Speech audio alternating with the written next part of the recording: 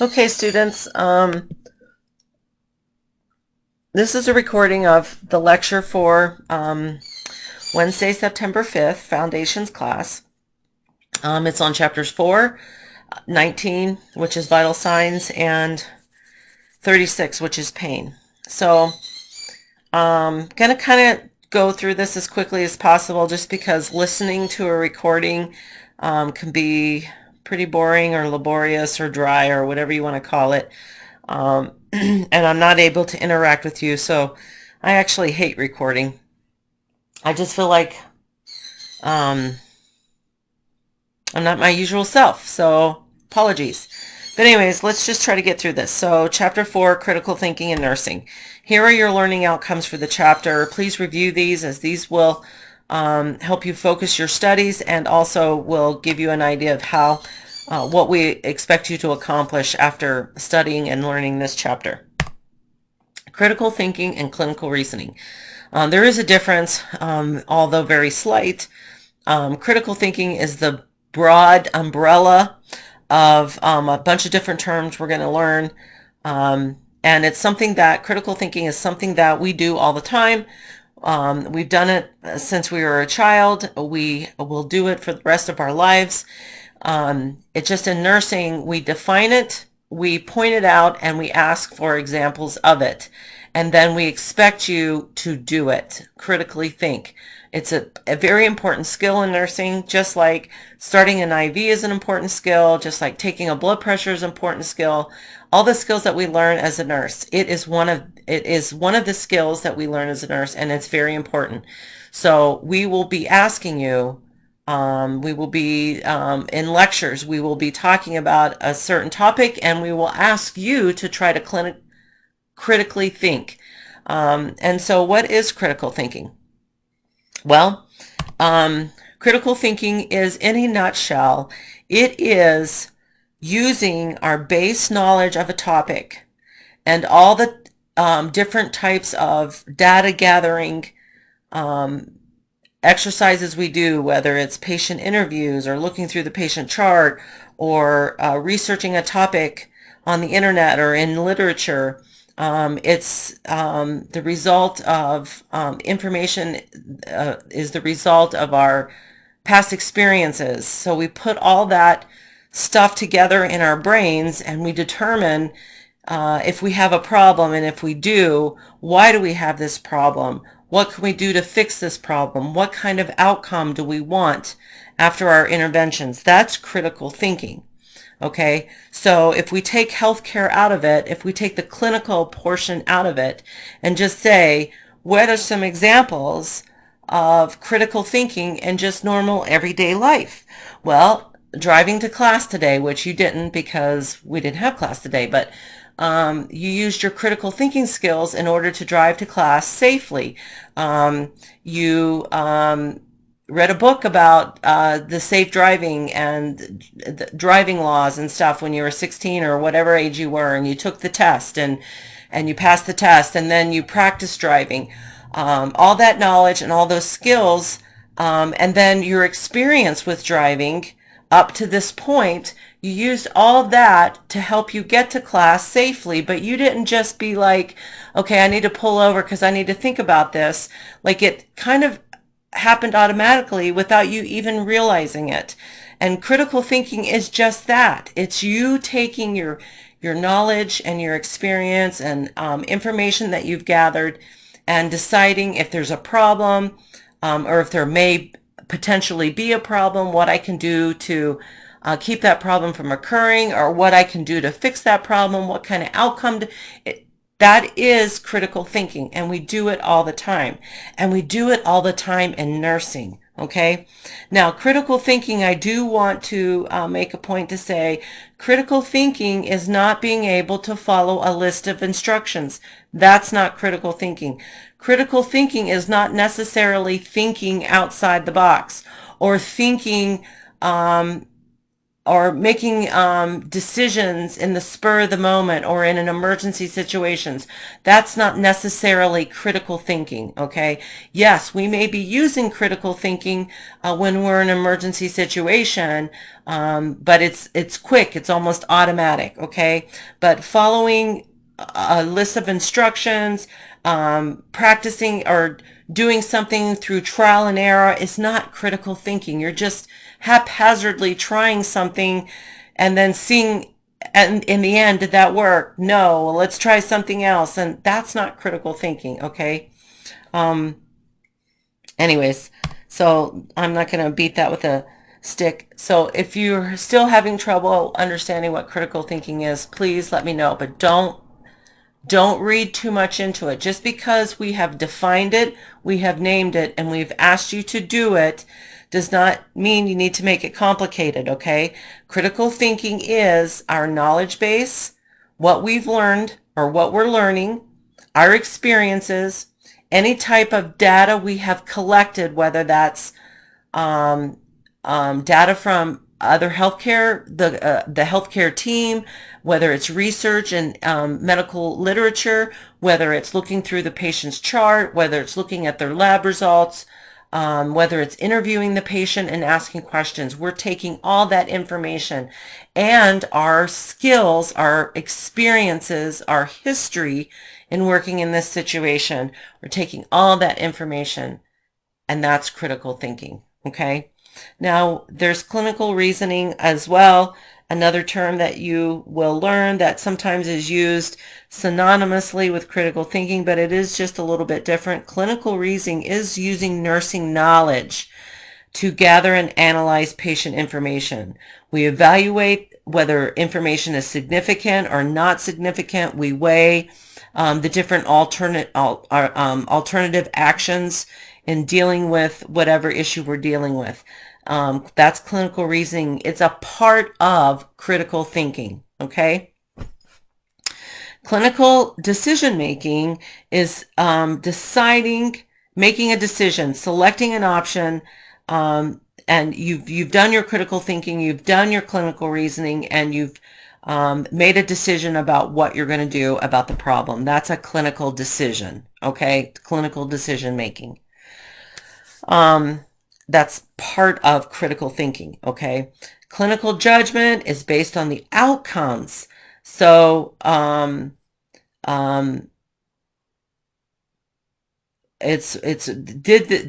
we get the outcome that we wanted? Was our judgment or our clinical judgment appropriate? Okay. So if I'm a nurse and I come across a lot of problems and I solve all the problems, you know, my supervisors may say I have good clinical judgment. I make the appropriate decisions. I have rational clinical reasoning. I have very skillful critical thinking. Okay. Now, there's some components to critical thinking, some attitudes that go along with critical thinking. We're not always aware that we're doing some of these components, but I'm just going to go over them really quick so that you'll have an idea where we're getting all this critical thinking information from. Okay. So again, depends on our knowledge base. Other components are our reasoning, our inferences. Are we validating our information? What is our attitude about our learning and things like that? So we'll talk about each one of these. So again, knowledge base, you've already heard me say that several times. That is the foundation of any type of critical thinking or clinical decision making or reasoning. It's our knowledge base. It's all the education we've had. It's for my, well, I've had nursing education, of course, but now I go to conferences, I go to seminars, I read literature. It's a lifelong learning process that I'm going to be continuing to learn throughout my nursing career, okay? And then my ability to gather information. Am I getting it from the patient interview? Am I getting it from the chart? Am I getting it from results from labs or diagnostic tests? Am I getting this data from my actual physical assessment? So my knowledge, my information gathering, all the data, okay? My reasoning, so there's different kinds of reasoning, inductive and deductive. Reasoning, we're trying to find answers or explanations for things that we, information or data that we found. So inductive reasoning is when we use specific facts to make conclusions or generalizations about why this has happened. For instance, the patient has burning with urination after an indwelling catheter was removed and has cloudy, foul-smelling urine. Those are all very specific details or data collected. Those are very specific things. And so we're proceeding from that to the general, which is this patient may have an infection, okay? Whereas deductive reasoning is deductive reasoning is looking for the facts that support my general conclusions. In other words, it goes from general to specific. So I suspect that my patient has an infection, so I'm going to go assess for the signs and symptoms that support or that identify an infection, okay? So I'm going from general, the infection, to specific, which are the actual signs and symptoms the patient's having that says they have an infection. We also use inferences. Excuse me, wait a minute. Oh, excuse me.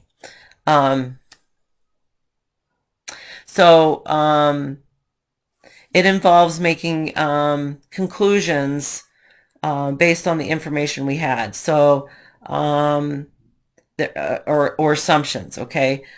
So these may be logical or illogical. Of course, they may be accurate or inaccurate, or justified or unjustified. So here we go. We assume that the obese patient overeats and does not exercise, okay? That's our assumption. Therefore, we infer the patient does not, infer that the patient does not care about their health. But is that the reason why the patient is obese? We're assuming that they're obese because they overeat and they don't exercise. And that makes us infer the fact that they don't care about their health. When in actuality, they may have a disease process that puts them at greater risk for being obese, such as polycystic ovarian syndrome, okay? We don't assume that because someone's obese, they have polycystic ovarian syndrome. We assume that they overeat. So we're making the inference that they overeat. We're making the inference that they don't care about their health because they are obese, all right? Sorry, I got kind of wordy there. An intuition, which we use in critical thinking, is a feeling that something is known without specific evidence. In other words, it's a hunch. It's my gut feeling. I feel like I use it all the time in OB. I'm watching my patient's labor. The patient is contracting like she should. I'm interpreting the baby's heart rate tracing. There's nothing specific about the baby's heart rate tracing that I can tell the doctor the baby's having this problem, this problem, and this problem. But I'm just looking at that heart rate and I'm like, I just don't feel good about this tracing. There's nothing specific I can say. I just have a hunch. I just don't feel good in my gut about this. I have a gut feeling that this baby is going to start deteriorating. That's my intuition. Interpretations. We give meaning to the information that we've received. Are our interpretations correct or incorrect? Now, when we are gathering all this information we're using in our critical thinking, we need to determine whether that information is factual and true. And when we get subjective data, in order to validate or determine whether it's factual and true, we need to observe for evidence of this subjective finding. For instance, a patient's itching is subjective. A patient's pain is subjective. We can't measure that. There's no lab test, diagnostic test, or vital signs that we can do to prove itching. So itching is subjective, pain is subjective, but we can observe the patient scratching. We can observe that where they're itching, they have scratch marks, it's red and inflamed. So that's how we validate subjective data.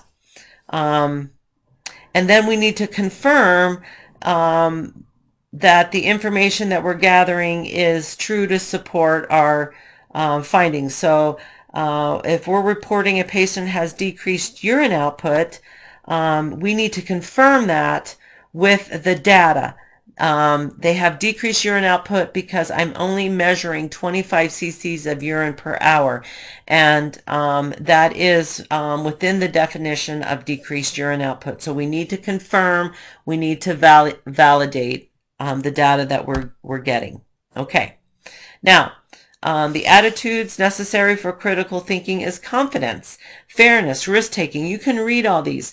If you're not confident in your knowledge, confident in your assessment skills, you're not going to be able to effectively critically think, okay? Fairness. Fairness. So we need to make appropriate inferences. We need to validate our data, okay? Curiosity. We need to keep asking questions. When we interview a patient and we get an answer to our question, that should generate a new question. We need to be able to think independently. We need to be disciplined because we need to have, one, been disciplined enough to gain the knowledge. We need to be creative in our thinking. And so here's all the different attitudes we need to have in order to critically think, okay? And here, oh, of course, I forgot I had this slide, but here we kind of spell this out and how this applies to critical thinking. So you can look through these, all right, and see that they are attitudes that you need to start generating, okay? All right, what is the role of critical thinking in nursing practice? Well, you know, critical thinking, remember, it's based on knowledge. So there's a rapid change in healthcare, increasing technology.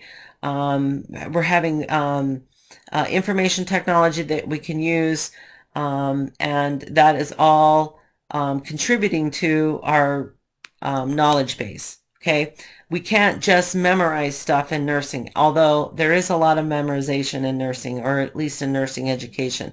We can't just memorize things. If you just memorize things, you're not able to critically think about things, okay? You can't understand the rationales, or is this okay when it's not okay at this time? So rote memorization will not work. You have to understand the content in which we're teaching you. And then again, it requires lifelong learning because of all the changes in healthcare.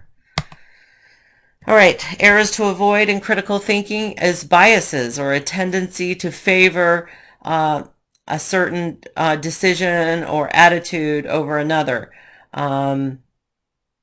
It's related to preconceived ideas or prejudices.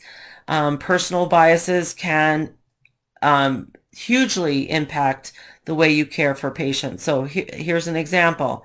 Postponing care of an elderly patient because the nurse thinks that the care will take too long and they just don't have time to do it. So that's exercising a bias. That's not, it's a personal bias, and it does negatively impact the care of the patient. So we've already talked about validating the data that we're receiving, and avoid biases in your nursing judgments and your critical thinking. Okay, safe practice alert. Other things to avoid with critical thinking is illogical thinking, or failure to follow rational systematic processes. Okay, so jumping to conclusions or making hasty generalizations and assumptions. Appealing to tradition, such as, we've always done it this way. I hate hearing that. So I'll give you an example of we've always done it that way is you're going to learn that when you give an IM injection, an intramuscular shot injection, that we used to aspirate before pushing the medication in. In other words, we used to pull on the plunger before putting the medication in because we were trying to see if we got into a vein or an artery. We didn't want to do that, so we would aspirate. Well, evidence-based practice has shown us that not only is that not needed, because if we're giving injections in the appropriate places, then we're probably most definitely not going to get into any vessel, but it causes more pain and trauma to the patient and makes the injection take longer, which increases the discomfort. But you will find nurses, and I guarantee you will find nurses today that still aspirate when they give those injections. So it's a kind of we've always done it that way, so we're always going to do it that way. That's not appropriate, and it's not evidence-based practice. So we don't do that anymore. Lack of information. So we're not either one, building the knowledge base that we need, or we're not gathering enough information. We're not asking enough questions. We're not getting all the information that we need.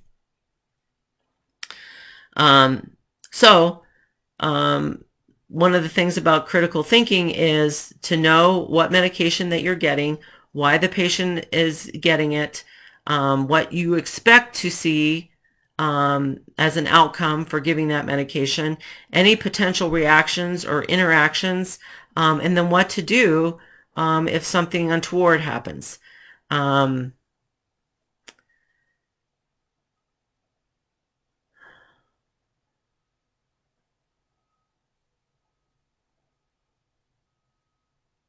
I'm sorry.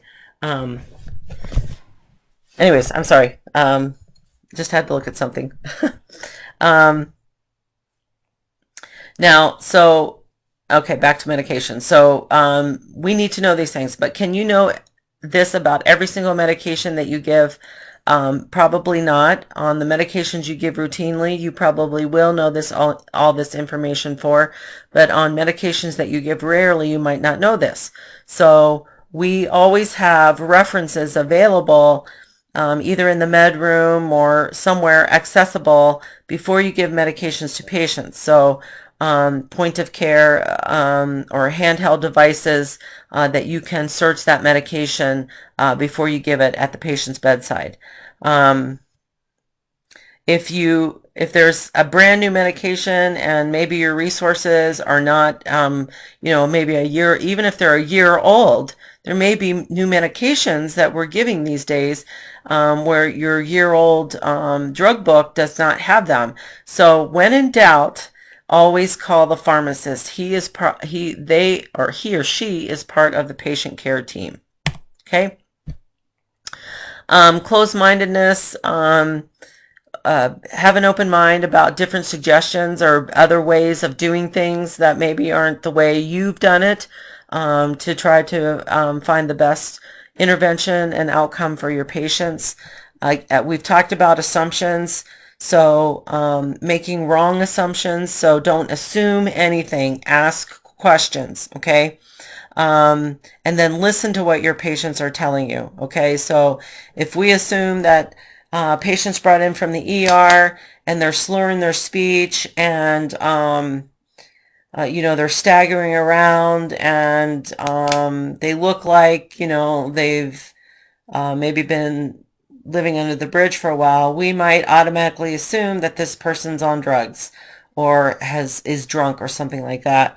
And then so maybe not necessarily ignore them, but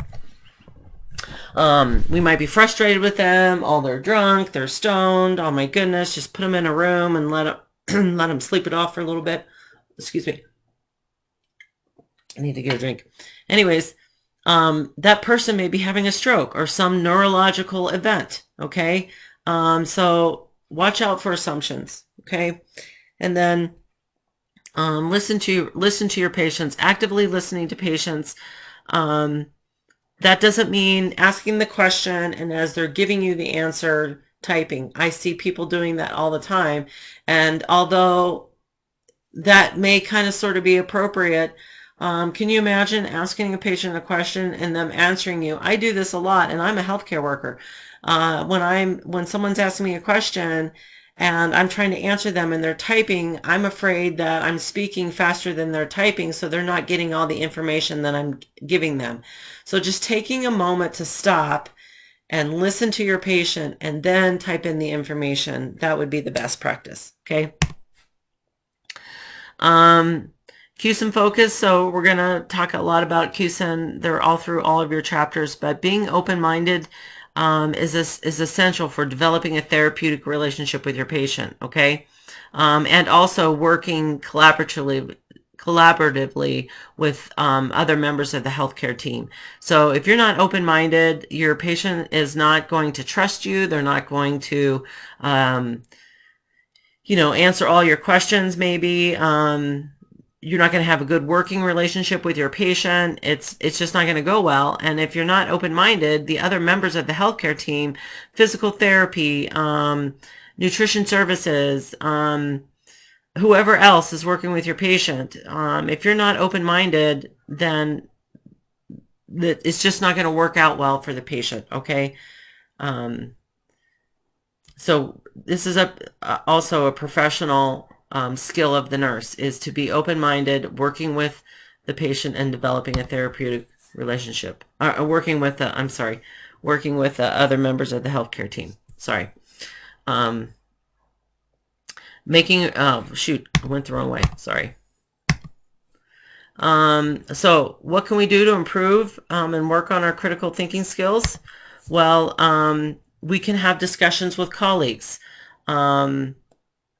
whether they're other nurses, physicians, pharmacists. Ask questions, okay? Verbalize your thoughts. Review the literature. That's a big one. We're all the time reviewing literature about different healthcare problems with our patients. Apply new concepts and new knowledge to the care you provide. Use concept maps. Simulation is big in healthcare and in nursing. We're going to do that in nursing school, and you will be doing that, I promise, in your nursing practice, is simulation.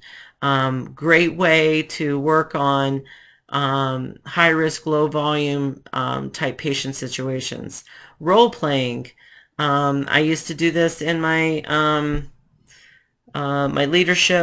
my LPN leadership course. Role playing, practicing conversations that you're anticipating having, or things like that.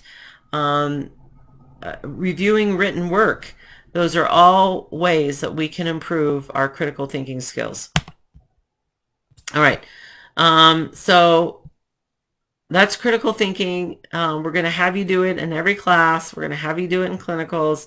Please, if there's any confusion about critical thinking, let me know. Okay?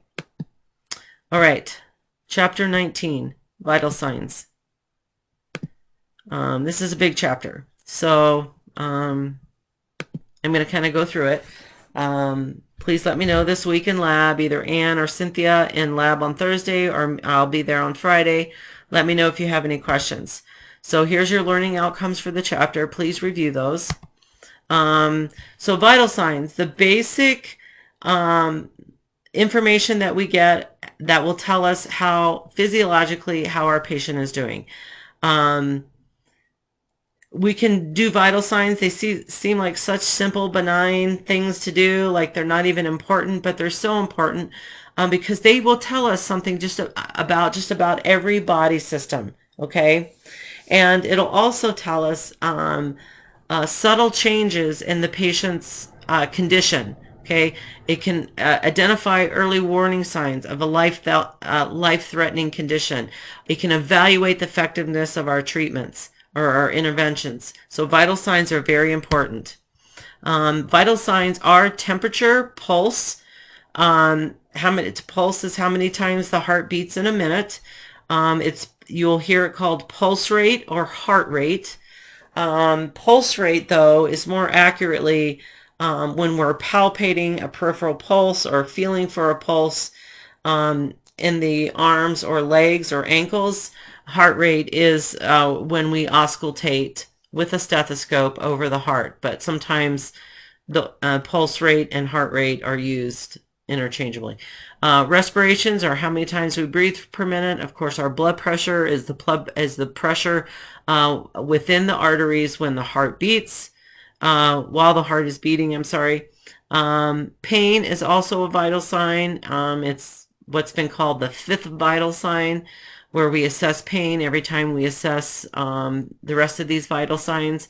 And then sometimes you will also do a pulse oximetry reading with your vital signs, which is the amount of oxygen circulating in the blood, a percentage. I'm sorry, it'll tell us the percentage of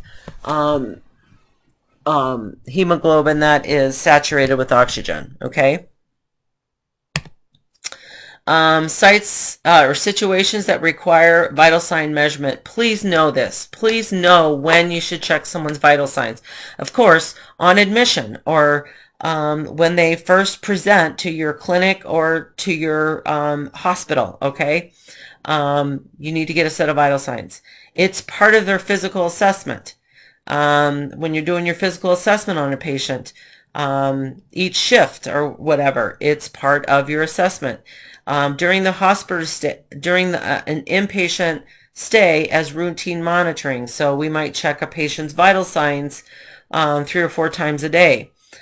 We got to do it with any change in their status or in the way they feel.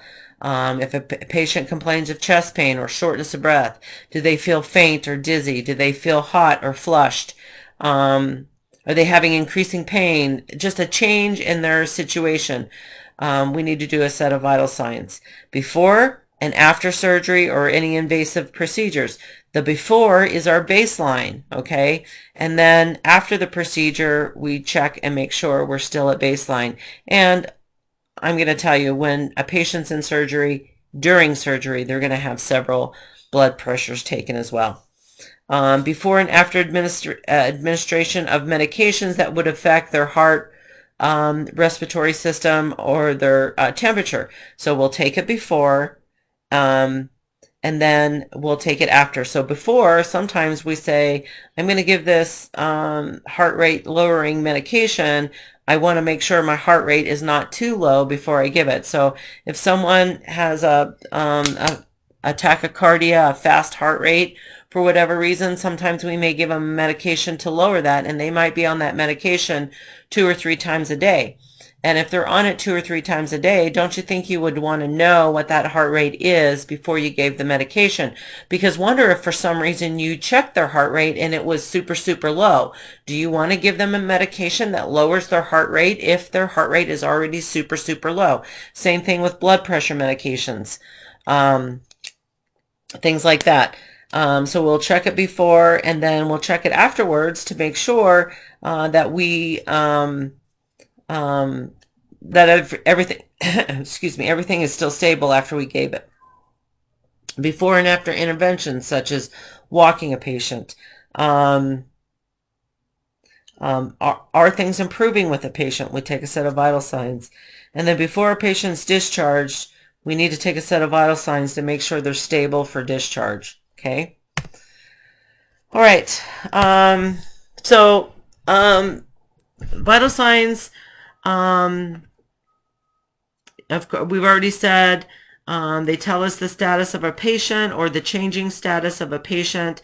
We can look at vital sign trends. In other words, we'll look at vital signs that are taken serially, like every 5 minutes we're checking vital signs, or every hour we're checking vital signs, or every 2 hours, or whatever.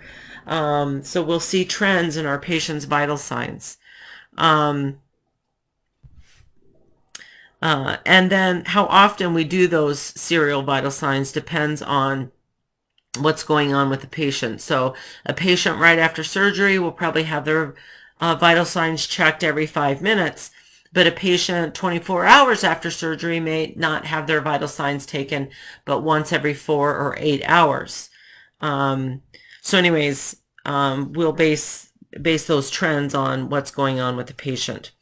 And then whatever trends that we see, they're compared to the normal values or the baseline values of the patient before the procedure or before the intervention or before the surgery or before whatever. Okay, so we need to check them with the baseline or compare them with the baseline.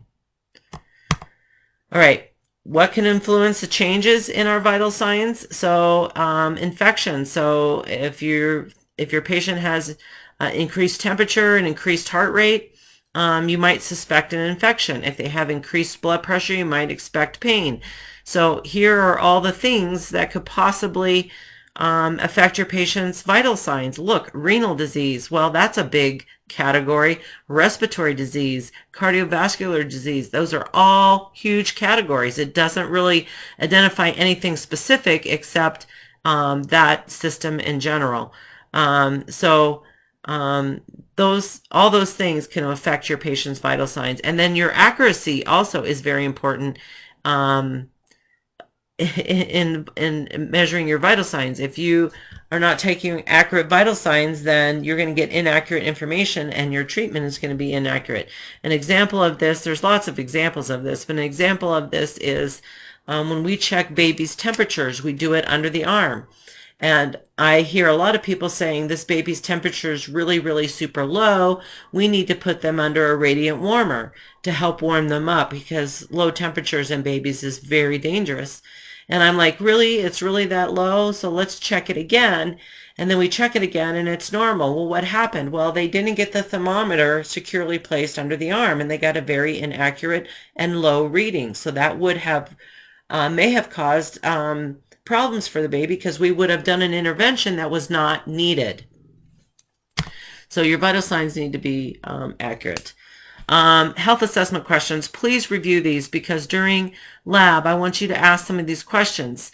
So I've broken it down, just like your textbook, into the different vital sign measurements. For on temperature, here's the questions that you would ask your patient.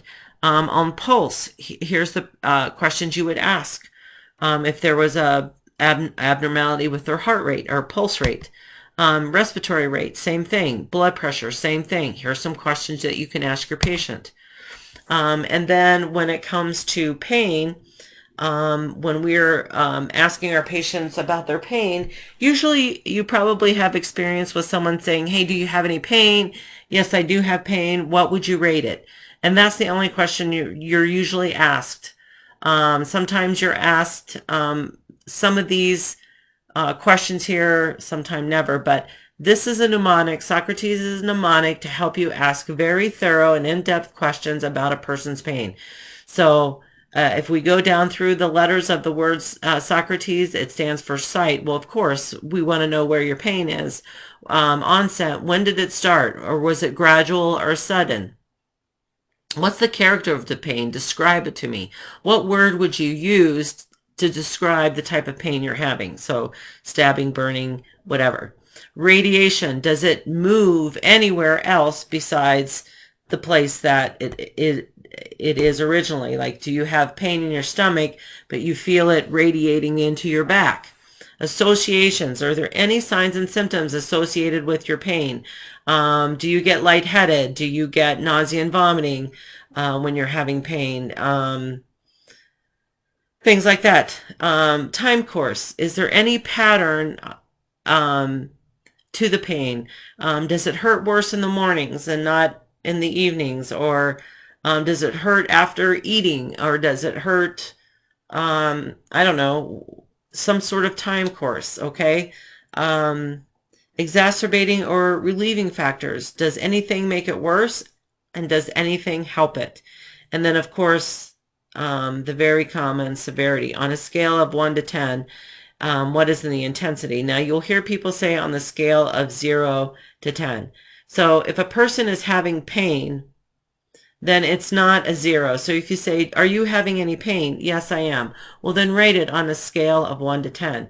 If you say rate it on a scale of 0 to 10, that is not incorrect, but 0 is assuming that there's no pain. okay? If someone feels pain, there is a rating to it, okay? So, yeah, I'm feeling pain, but I rate it a 0. Well, then that means you're having no pain, okay? So these, strong, whoever who thinks they have this really high pain tolerance, and they say, yeah, I'm having pain, but I rate it a 0. That's really not correct, but it's neither here nor there, because the reason why we have people rate the pain on severity is not so that we know, yeah, they're definitely having pain and we should give them medication, although that is one of the reasons. As a matter of fact, when you get a physician's order to treat a patient's pain, the order might say for pain that is rated 1 to 4, give ibuprofen. For pain that's rated 5 to 6, give them 1 hydrocodone. For pain that's rated 7 to 10, give them IV morphine. I don't know.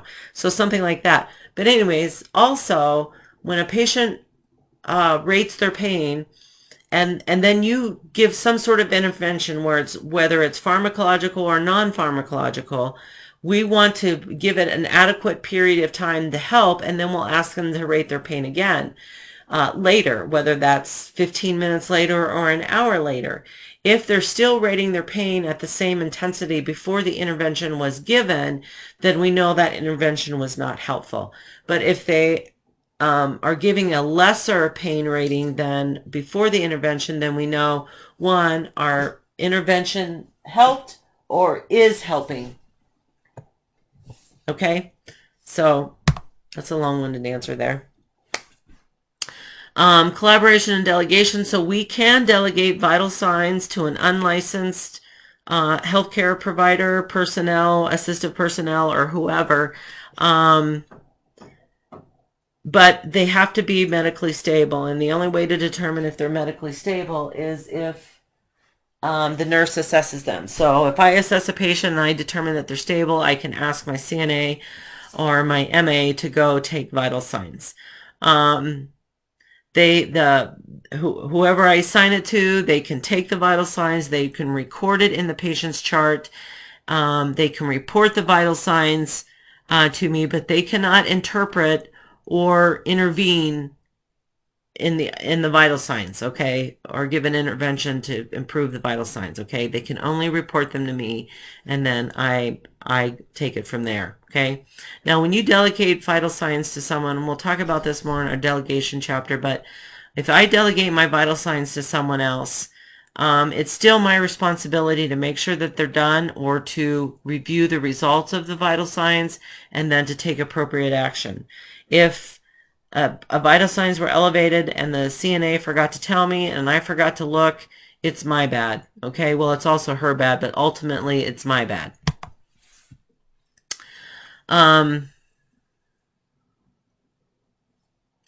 So here's your cue and focus.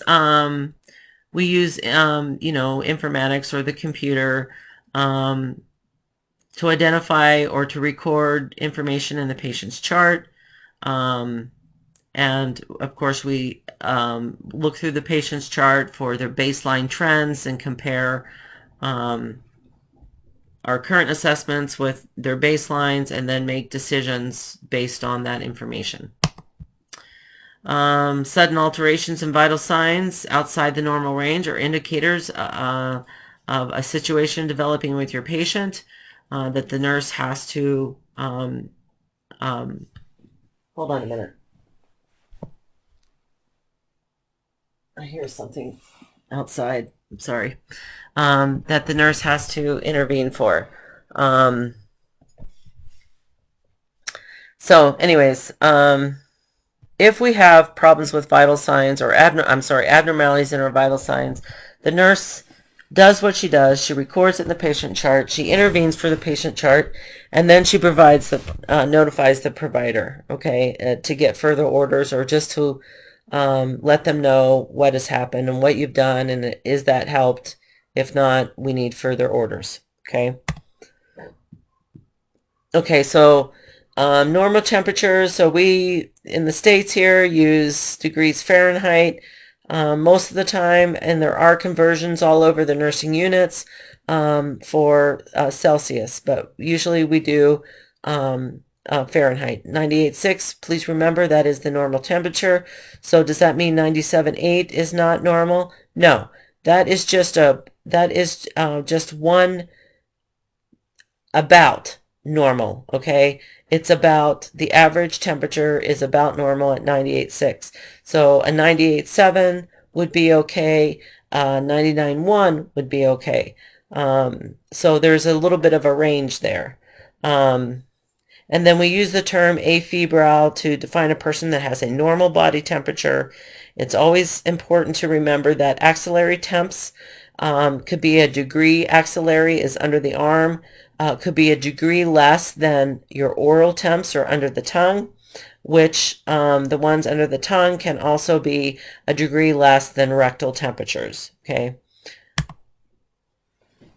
So I already said degrees Fahrenheit. We need to do the most reliable site for the patient, the correct site, correct equipment, correct procedure. So there's 5 common sites: mouth, ear, rectum, forehead, axilla, or under the arm. And we need to use the correct equipment for those particular sites and the correct technique. Okay. Site selection is based on the patient age and state of consciousness, pain level, and so forth and so on. So in other words, for most adults and older children, we can use the mouth or under the tongue. For an older person who's laying in bed and doing a lot of mouth breathing, that is not accurate. So maybe we need to do an axillary or forehead or axillary or ear, even ear on those patients. Rectal temp gives us a very accurate core temperature. However, we used to do rectal temps on newborns as a routine standard of care. We no longer do those because there are some issues with the rectum on birth that may cause trauma when using when using a thermometer to check rectal temp. So we don't do that anymore. On children, we may do foreheads and ears. On newborns, we do under the arms. So depending on the patient, if they're unconscious, do not do oral temps. So based on what's going on with your patient, you'll select the appropriate site to measure their temperature. Here are your normals for your different sites. So you can see like an oral temp where we said 98.6 is the normal, you can see the ranges now on what's okay for those different sites. Oops, sorry. So I'm not going to read all these things to you, but just remember, if a person had a drink of ice water, a patient, you walked in a patient room and they just took a drink of ice water or a drink of coffee, you would not want to do an oral temp, okay? You would want to wait about 30 minutes, let them know, not put anything else in their mouth, and then check it or use the temporal artery, the forehead, or the tympanic, the ear, okay? To do an oral temp, the patient must be able to hold the thermometer under their tongue and keep their mouth closed. So you can see why infants or young children, unconscious patients, patients who have had oral surgery, not good candidates for an oral temperature. Here's about the rectal temperature. We don't really want to do these anymore unless we absolutely have to. And I can't even think of trying to think of a reason why I would want to do a rectal temp on anyone, but there you go. Here's the safety practice alert for taking rectal temperatures. This is the reason why rectal perforation, we don't want to do them in infants, especially if we don't know that after birth that they have a patent anus. Okay, so that's one of the things that we assess for on our new infants born, and so if we don't know that yet, then we don't want to be sticking a thermometer up there. So yes, we want to use lubrication. If we do, do a rectal temp.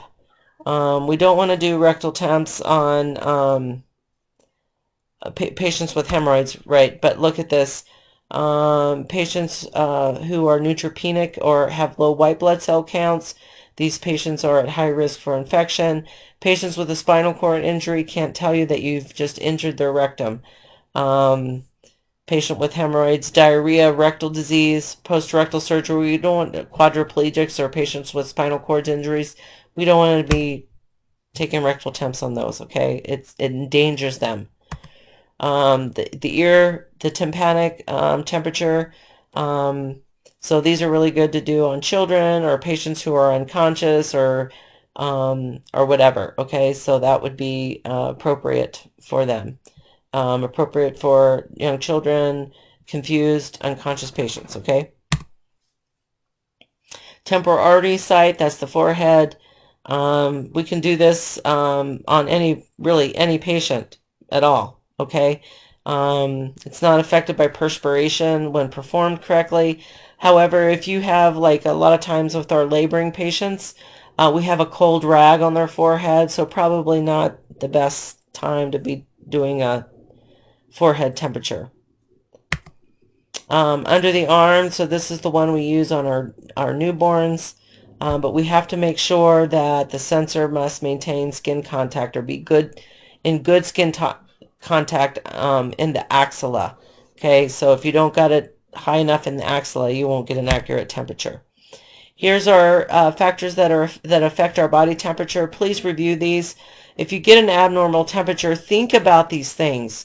Why do I have an abnormal? Like if you take someone's temperature and it's really elevated, are you just going to run to the cabinet and get their Tylenol and give it to them? Or are you going to look at are you going to critically look at what is causing this patient's temperature to be high? Am I expecting their temperature to be high? Will I tolerate their temperature to be high? Or do I want to lower their temperature? Do I want to go get the Tylenol? So make sure you know some of these things that would cause abnormalities in any of the vital signs, okay? Great nursing diagnoses for people with abnormal temperatures. So hyperthermia is when their temperatures are too high. We do see this when a patient has an infection. Hypothermia, so that's related to, that's when their temperature is too low. That's when they've gotten cold for whatever reason. Ineffective thermoregulation, so this is one that we use a lot on our babies. They're not able to maintain their temp. We've tried to keep them warm, but even the interventions that we've provided, like wrapping them, putting in a blanket, putting a hat on them, they're still not able to keep their temperature in normal range, okay? So ineffective thermal regulation. What would be some goals or some goal statements for our patients? So look through these. These might help you with your care plan. So, patient will exhibit a normal temperature within an hour after receiving medication. Now remember when I talked about words like this, receiving, patient will be taught, patient will receive. Remember I said the patient doesn't have any control over whether or not I do this for them, but that's not their goal verb. Their goal verb is patient will exhibit. Patient will exhibit. So that's the action word. That's the action verb here, okay?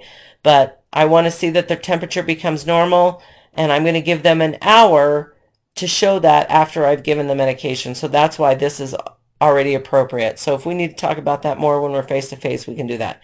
So here are some examples of patient goals for you. What are we going to do for temperature problems? So if we have increased temperature, high elevated temperature, we may give non-steroidal drugs with the antipyretic effect or the anti-fever effect.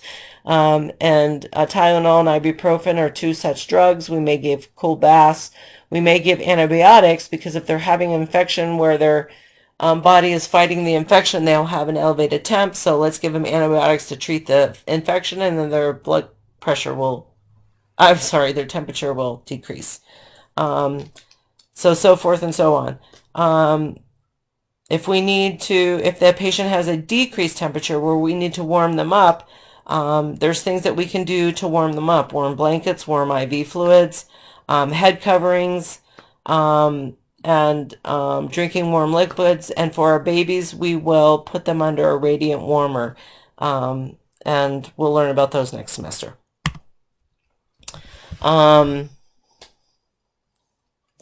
So patient-centered care, nurse provides physical comfort and emotional support while treating symptoms of altered body temperature. Okay, simple enough. If we're using warmed things to warm our patient up, we don't use microwaves, period, ever anymore, ever, never, never, never. So this won't be a problem. We will use the approved warming devices, nothing unapproved, then we won't have these fires. But keep in mind that even if you do not use the microwave, which we will not, we want to make sure that the blankets that we do put on them are not too warm. So you can set the temperature of your blanket warmers, and if you set them too high, I've used blanket warmers, or not used them, carried blanket warmers to my patients, and just carrying them against my body, I would carry them against my body, or against my scrubs, till I got to the patient to try to keep them warm, and sometimes they were too warm for me. So be careful on burning your patient. And then any intervention that we give to our patient, we document everything that we've done to our patient, and then we go back and evaluate our patient's response to that intervention and document that as well. Now, when we're doing our care plans, we'll either write goal met, and then goal met, continue plan of care, or discontinue plan of care. Goal partially met, and then why was the goal partially met? Goal not met, and why was the goal not met? So you need to have your rationale there so that we know what to do to improve. And then do we want to continue the care plan? Do we need to modify it, or can we discontinue it? All right, pulse or heart rate. So pulse is the number of pulsations that we feel in an extremity as the heart beats. We count those in a 1 minute period of time, and that's the beats per minute. We can feel this palpable feeling. Palpable means to feel. Bounding, wherever we're, when we do the wrist, we're doing that artery. For a pulse, it's the bounding of the heart against the vessel walls, and it ultimately comes from the left ventricle contraction. So the last place where the blood is in the heart is the left ventricle. It contracts and pushes it out to the rest of the body. So that's felt as a pulse. It's an indicator of our circulatory status. All right. So here are normal heart rates. You will need to know these normal heart rates. Okay. So learn them. The apical pulse is what we call the central pulse, and it is when we auscultate or listen with our stethoscope over the apex of the heart. That's the apical pulse, or you'll hear people say the heart rate. When you say heart rate, you're actually referring to listening to the heart and counting the rate. All right. Peripheral pulses are those that we palpate over arteries, so at the wrist or at the foot or ankle or wherever we're checking it. The femoral pulse, the carotid pulse, there's lots of different sites. We'll go over those.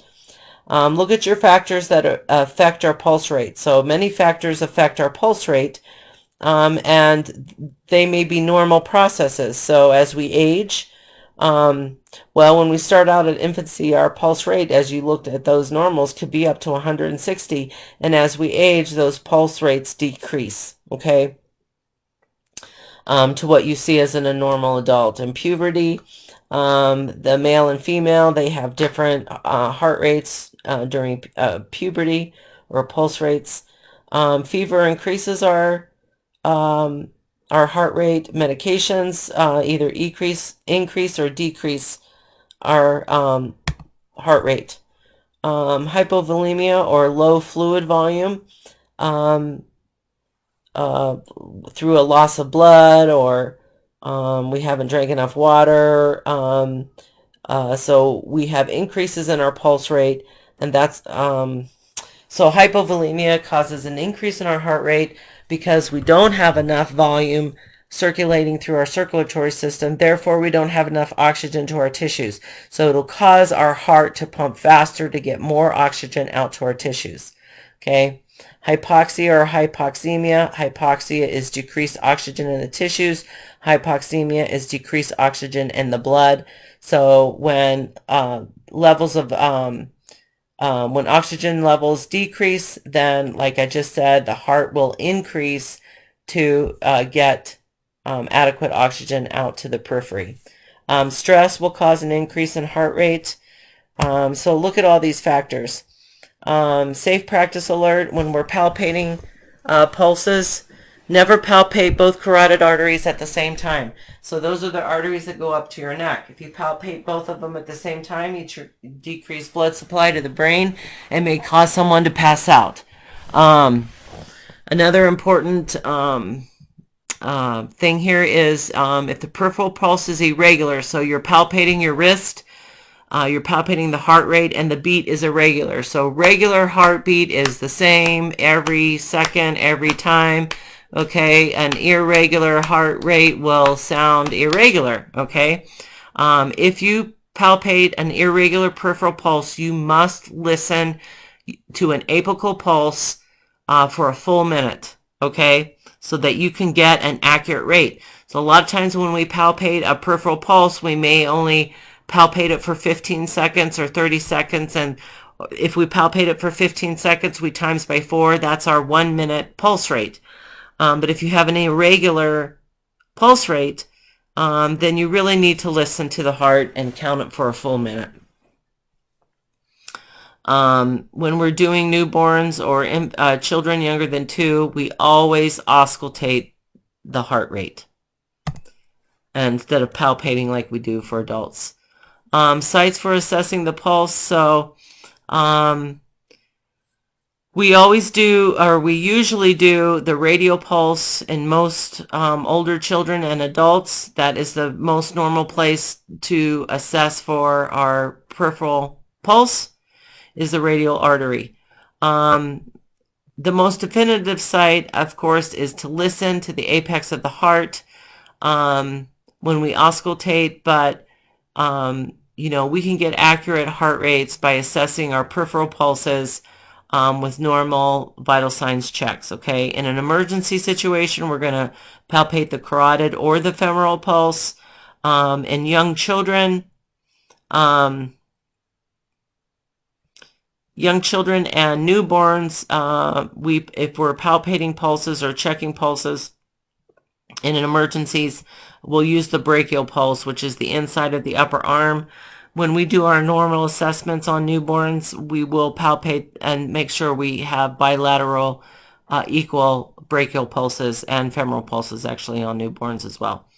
The dorsalis pedis and the posterior tibial pulses, we don't usually palpate those to count heart rates, but to assess for the effectiveness of the circulation in those extremities. Okay. So here are the sites for all of our different, we use the temporal artery actually that's what we're reading when we're doing a temporal artery thermometer reading, temperature reading. But here's your carotid pulse that we would palpate. Here's your apical pulse that we would auscultate. The brachial, so it's right here on adults, but in newborns and children, it's right around this area. Our radial pulse is what our normal site for heart rate or pulse rate palpation. Femoral for an emergency, carotid for emergency. Here's your popliteal, very difficult to palpate. And here's your posterior tibial, and then your dorsalis pedis or pedal pulse. These we would normally just use to check for circulation, not necessarily counting the pulse rate. The dorsalis pedis is the one that I check 100% of the time, and I only check these if I'm needing to know circulation supplied by these arteries, which I don't typically ever do in my OB area, but In some areas that might be a pulse you may want to assess. But it's not a typical place to assess for circulation. This will cover it, okay? So when we're assessing pulse, we're not only wanting to determine the rate, but the rhythm. Is it regular or is it regular? The volume, is it bounding? Can you count the pulse without even palpating it? Because you can see the skin bumping with every pulse. Or is it very weak and thready? And then also must compare both sides of the body. So if you palpate if you're just getting a heart rate, a pulse rate for vital signs, one side of the body is fine. But when you're doing your assessment, your physical assessment on a patient, and you're palpating peripheral pulses, you need to do both sides of the body, okay? And of course, I've been saying palpation, that's when we feel. Auscultation is when we listen with the stethoscope. But if we're like looking for circulation in the feet and we cannot find the pedal pulse or the posterior tibial, then we may use a Doppler. And so when we would document that to see the pulse, if when we were to document that, pulse is palpable, or pulse is Dopplered. So one or the other, okay? And remember, too much or too little pressure gives an inaccurate reading. Too much pressure, you can occlude the artery. Too little pressure, and you might not accurately feel the pulse. So, normal pulse rate, we saw the normals for the different age groups. So anything in the adult over 100 is considered tachycardia. That's a heart rate that's too fast. When we have tachycardia, that doesn't give the chambers of the heart adequate time to fill. So we're having decreased volume in the heart. And then when the heart pumps and pushes blood out to the body, we're having a decreased cardiac output. Okay, here's the factors that lead to tachycardia. So please review those. Elevated temperature, remember we've already talked about that. Anemia or low blood counts or low oxygen would cause our heart rates to go up. Our heart would pump faster to get oxygen to the tissues. So there's several reasons. A slow heart rate, so in the adult less than 60, it's called bradycardia. Bradycardia can occur in athletes. In other words, it could be a normal finding for them. So we might these mega athlete people, they may have heart rates in the 50s, okay, or God forbid in the 40s, but that might be normal for them, and that their body functions 100% okay with that heart rate. But in a person whose heart rate is normally 70, if they drop to 50, then that might present as a severe problem for them. Okay. All right. Pulse deficit. I do want you assessing for pulse deficits. Get in the habit of doing this. A pulse deficit results when the apical pulse rate exceeds the radial pulse. What does that mean? Well, when we assess for a pulse deficit, we auscultate the apical, the apical heart rate. At the same time, we palpate the pulse. And what happens with a pulse deficit is we hear the heartbeat.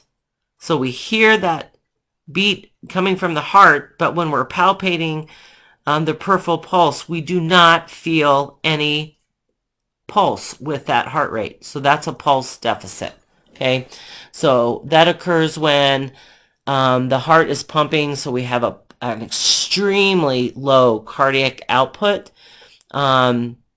So the volume is so small that the heart pumps out of the left ventricle, that it is so small it doesn't even initiate a pulse in the periphery. So that's called a pulse deficit. The other thing we assess for is the rhythm, just like, we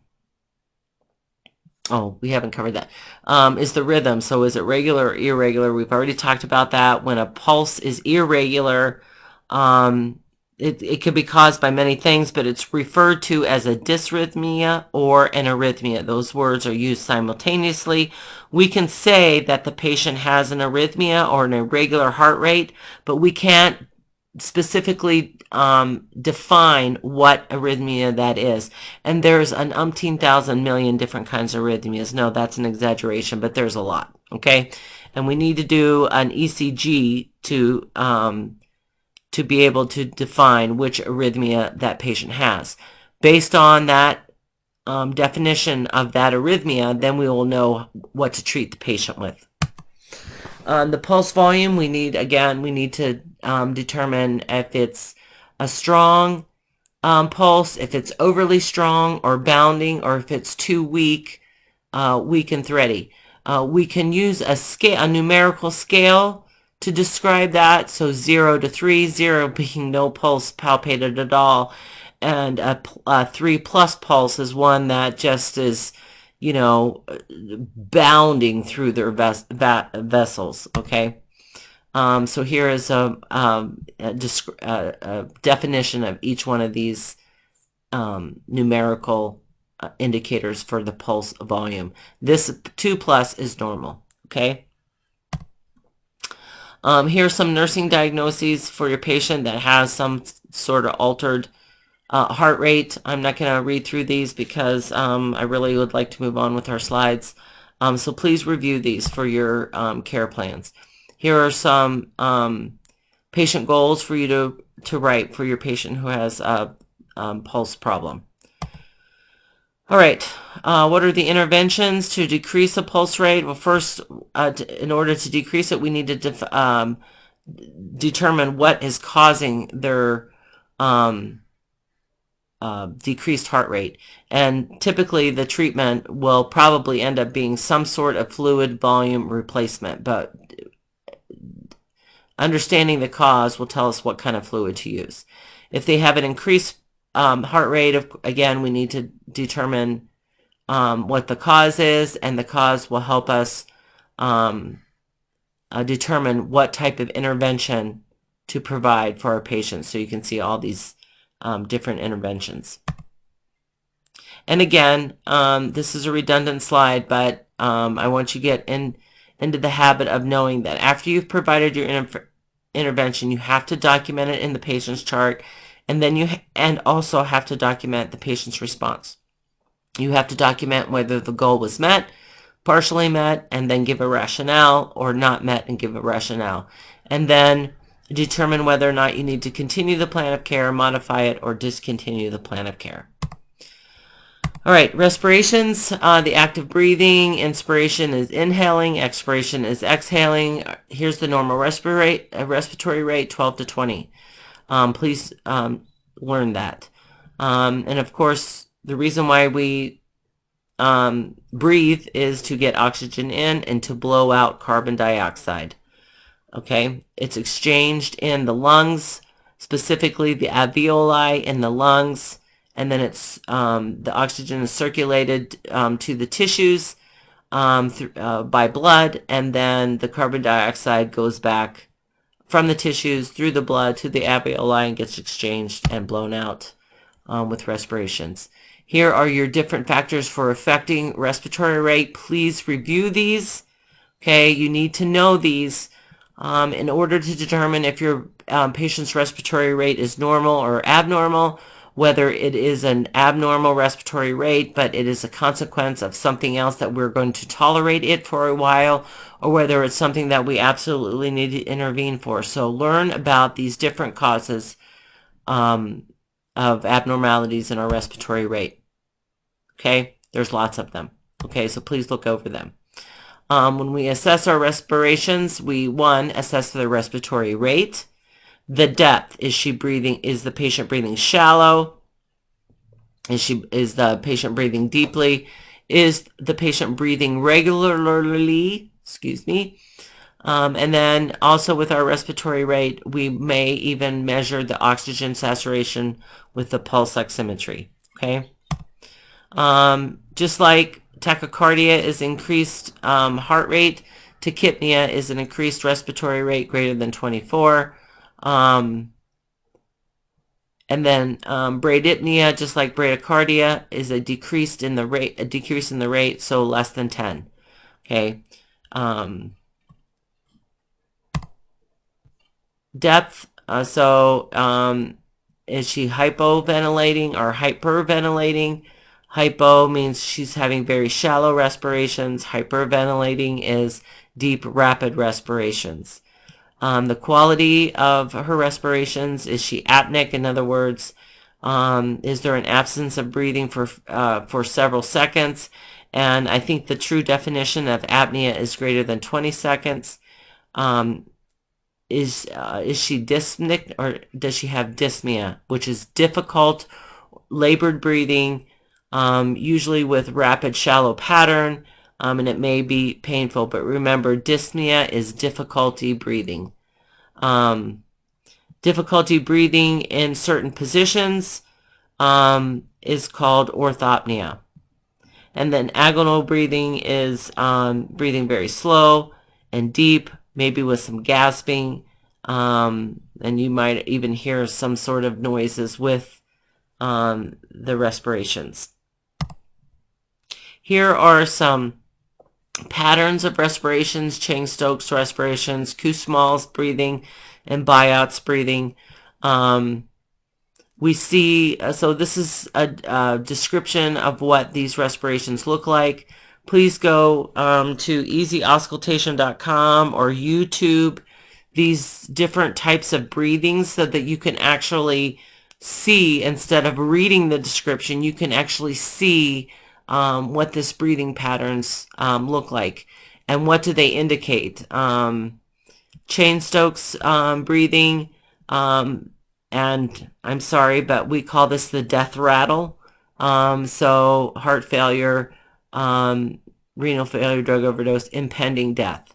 Okay. Kussmaul's breathing is very indicative of a diabetic ketoacidosis. So, and then Biot's breathing, we see that a lot with severe brain injuries. So, YouTube these or go to easyauscultation.com and listen to these different breathing patterns. Safe practice alert. So patients with dyspnea, remember, difficulty breathing, experience more distress when lying flat. So patients with breathing difficulties, if you ask them to lay down so that you can listen to their abdomen, like, that is cruel and unusual punishment. So you have to modify your assessments. But these patients want to be sitting up in a semi-Fowler's position or something like that. It helps them to have better lung expansion. Okay. A lot of times you might see these people in a tripod position or leaning forward in a forward position with their hands resting or their arms resting on a table or something. It's called the tripod position. So people with problems breathing, you might see that. Oxygen saturation, remember, this is the measurement of the saturation of hemoglobin, with oxygen. Okay. The normal is 95 to 100. Some references you may see the normal is 90 to 100. In some areas of nursing, 88 to 94 is normal. So depending on what population you're working with, oxygen saturation norms may be different. But in general, 95 to 100 is normal. Remember the word cyanosis and use it as when needed. So that's the bluish discoloration of the skin because of a decrease in oxygen. Factors that affect oxygen saturation, of course, is lung disease, decreased circulation, hypotension, or heart disease, actually. Those are things that will affect. Level of consciousness is affected by changes in oxygen levels. So people who have reduced oxygen circulating in their blood, so reduced oxygen to the brain, then they start having mental status changes, activity intolerance, of course, because they just don't have enough oxygen in the tissue to tolerate activity. So we use the oxygen saturation monitor. It's non-invasive. It's painless. It's a small device that's clipped to the fingertip, to the toe, to the nose, the earlobe, or applied to the forehead to get a good reading. We'll use a little monitor machine. It displays electronically the saturation percentage. And here's, the technical stuff behind it. It uses infrared light from one side of the sensor, and then the detector on the other side, which measures light absorbed by the oxygenated and deoxygenated hemoglobin. So that gives you your percentage. Cold extremities will give you an inaccurate reading. Peripheral edema could give you an inaccurate reading. And a jaundice is yellowing of the skin can give you an inaccurate reading.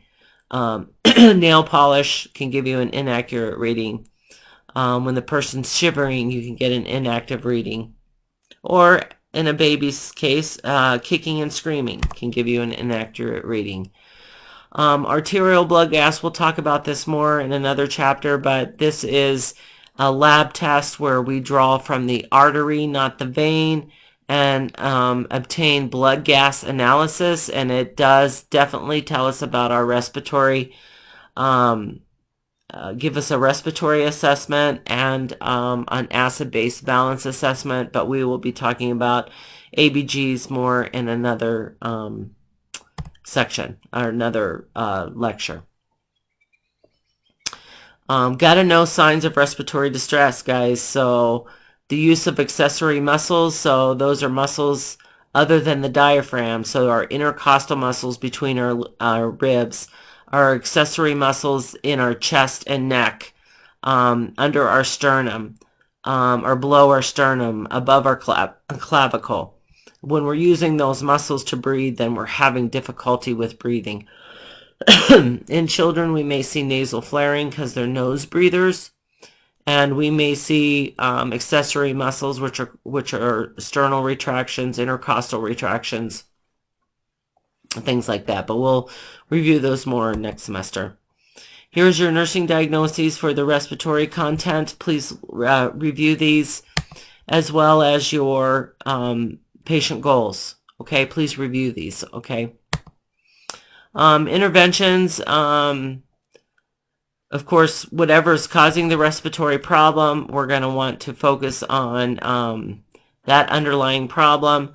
We may need to help our patient with positioning, provide supplemental oxygen, suctioning their airway, or giving medications that help dilate their bronchial tubes, okay, so they can breathe better. When we're counting respirations, though, don't let the patient be aware that you're counting them. So a lot of times I will count the patient. I'll either count the patient's, I'll be palpating the patient's peripheral pulse, and when I'm done counting them, I don't move my hand from their pulse, and I count their respirations, so they still think I'm counting their pulse.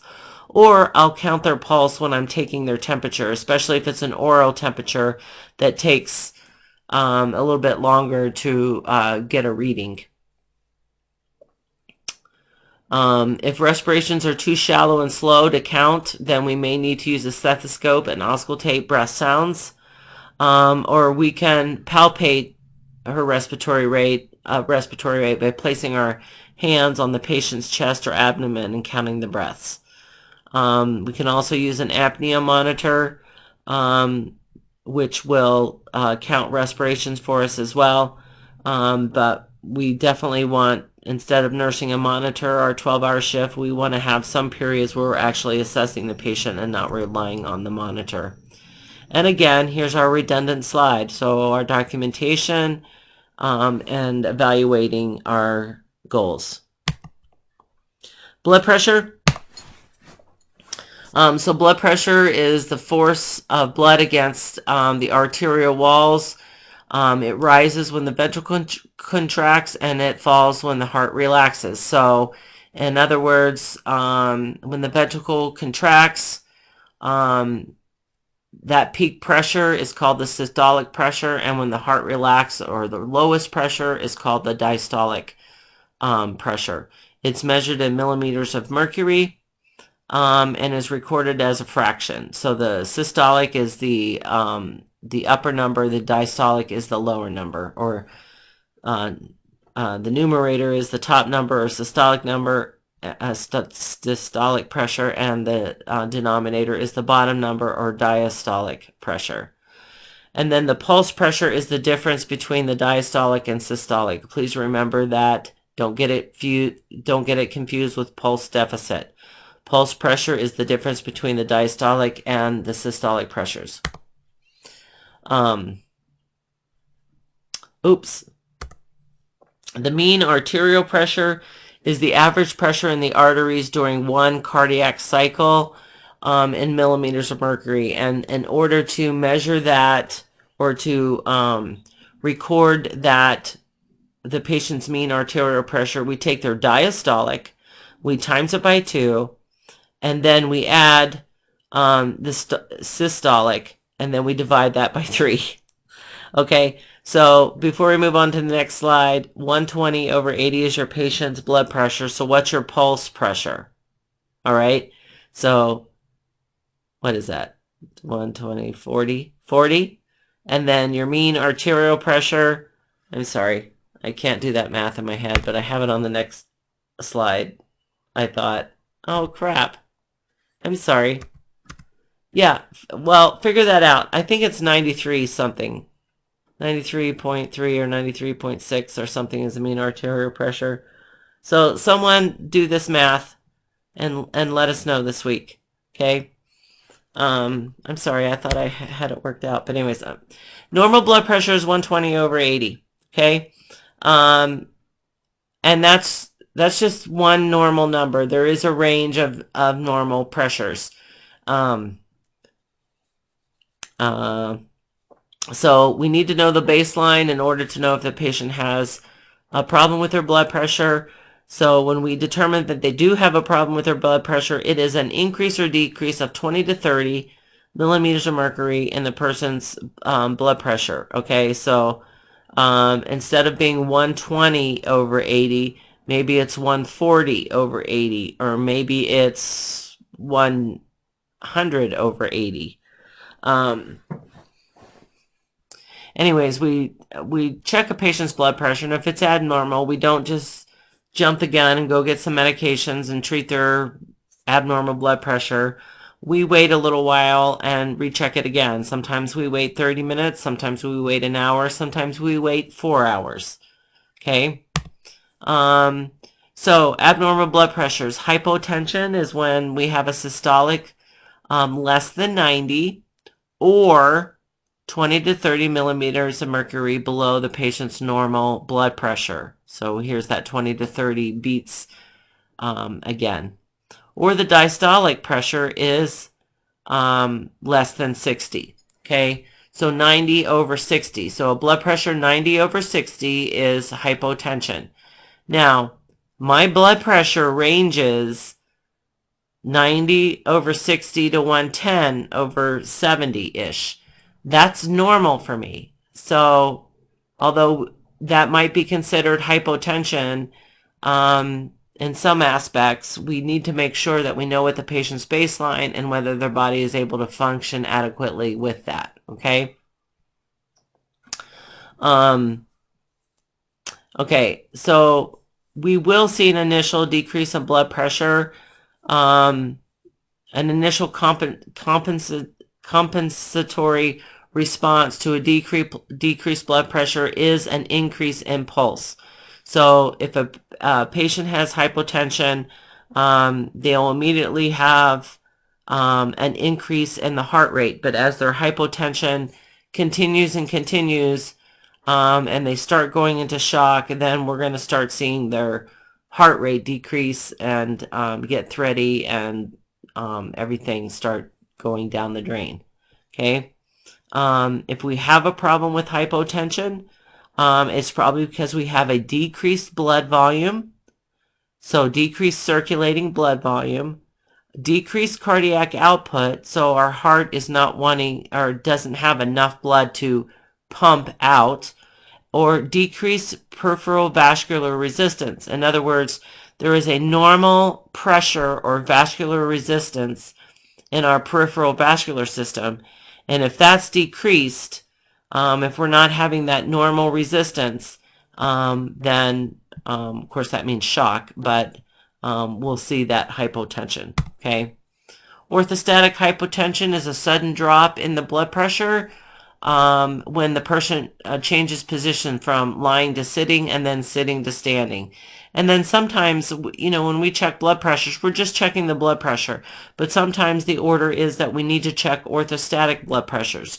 So we have the patient lay down, we check the blood pressure. We wait 2 or 3 minutes, we have the patient sit up, we check the, we have the patient sit up, wait 2 or 3 minutes, and then check the blood pressure, and the same with standing. Okay?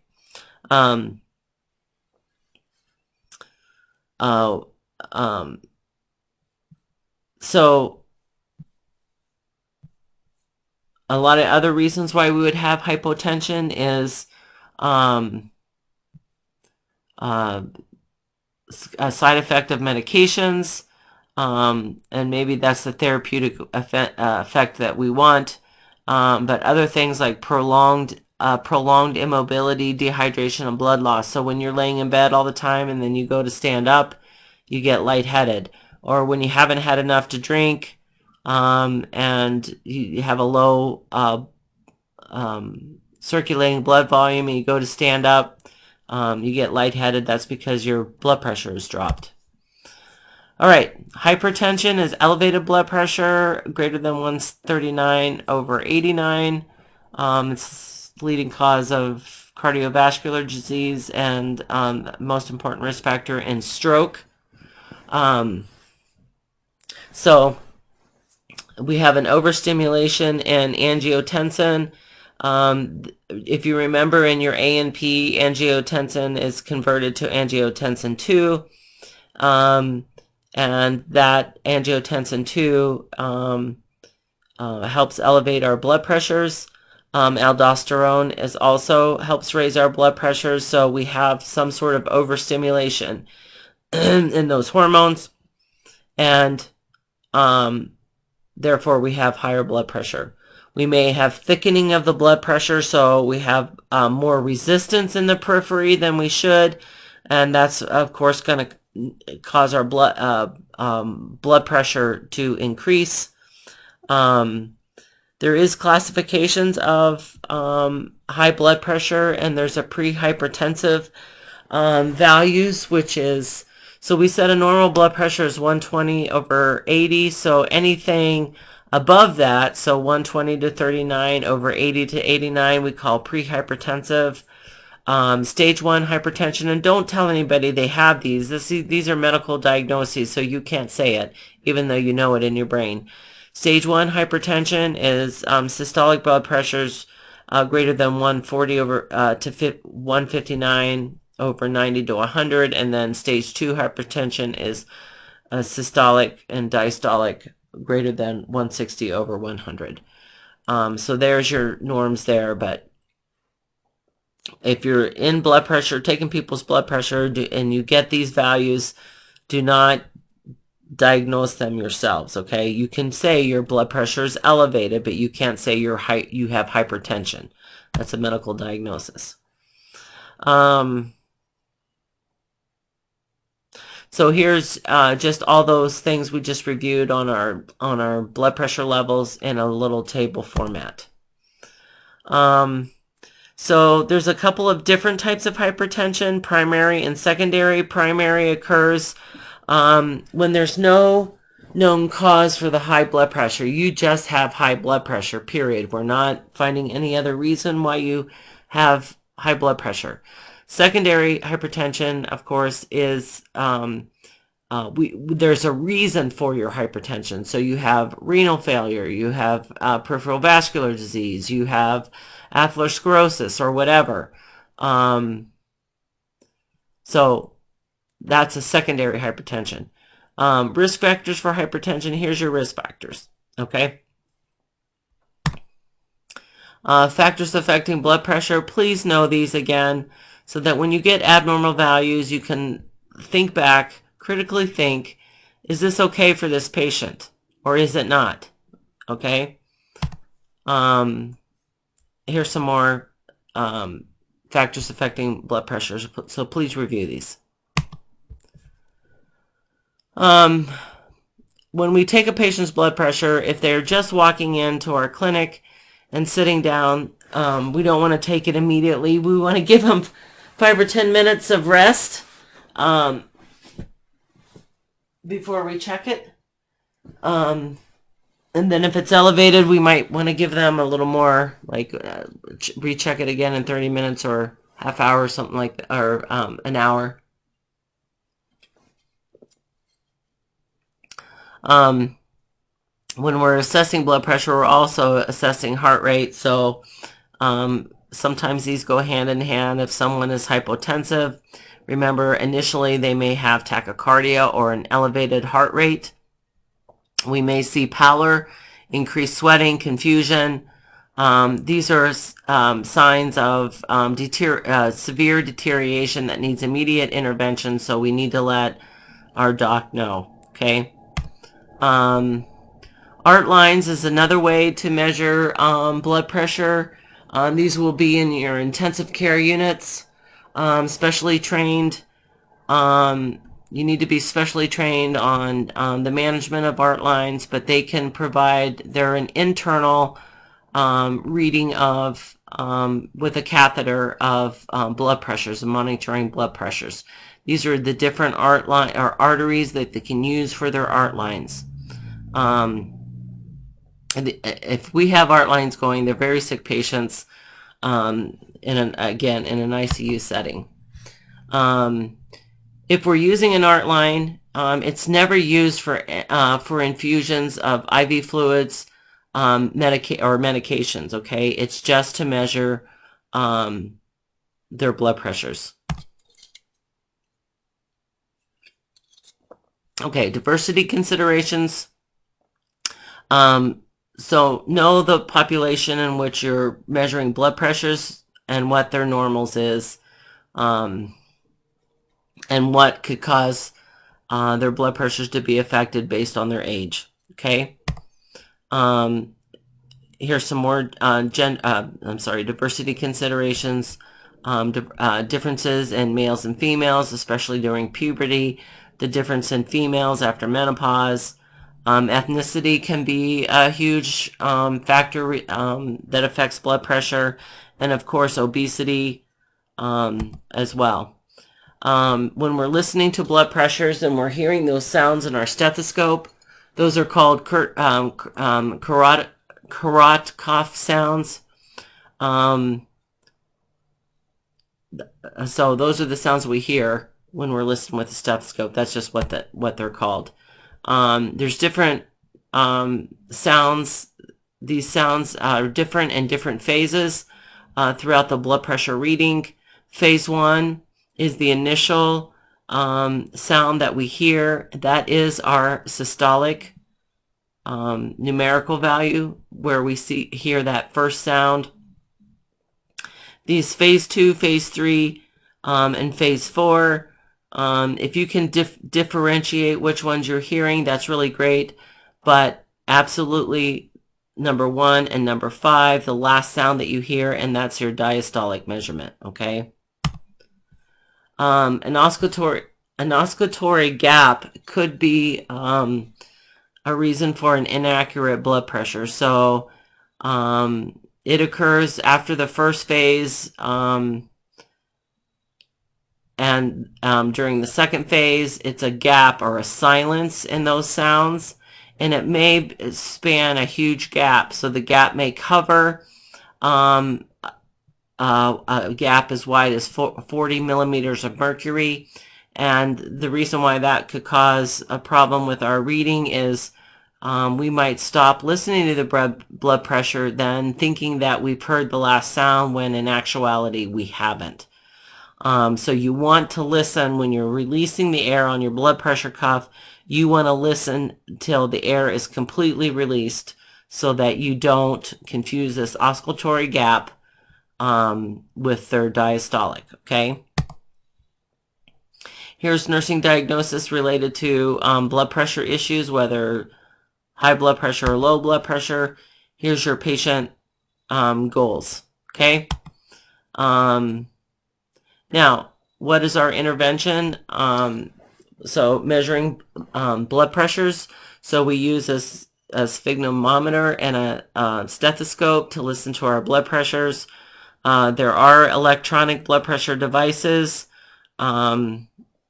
And a lot of times you might work in a unit where you have an electronic blood pressure reading of some sort, and rarely ever take manual blood pressures, but don't ever lose this skill. Okay, so every once in a while, run into your patient's room and do a manual. When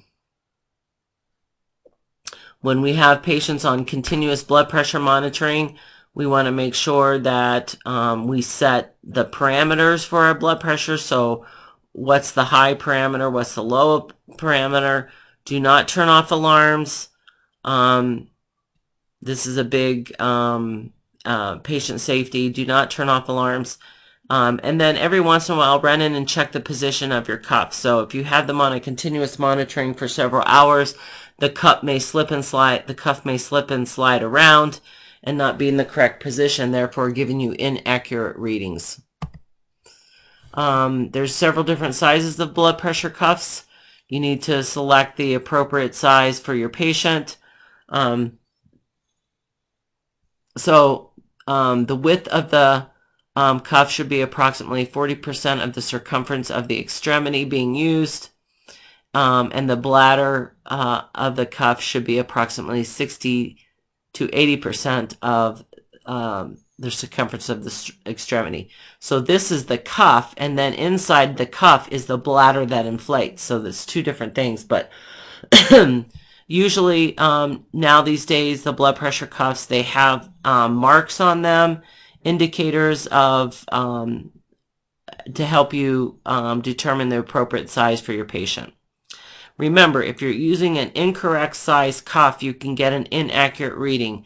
So if your cuff is too small, you're going to get a higher than normal reading. You're going to get a higher reading than their actual blood pressure. If the cuff is too big, then you're going to get a lower reading. Okay? Here's some common problems with taking blood pressures. So you can kind of look through this a little bit if you want to help correct any problems you're having taking a patient's blood pressure, which we will work on in lab. And then again, our redundant slide, documenting interventions, recording patient's response, and evaluating your goals. Okay. Pain. So we evaluate pain when we do our vital signs. Again, pain is a subjective a feeling that the patient reports to you as far as intensity and quality, and of course where the pain is.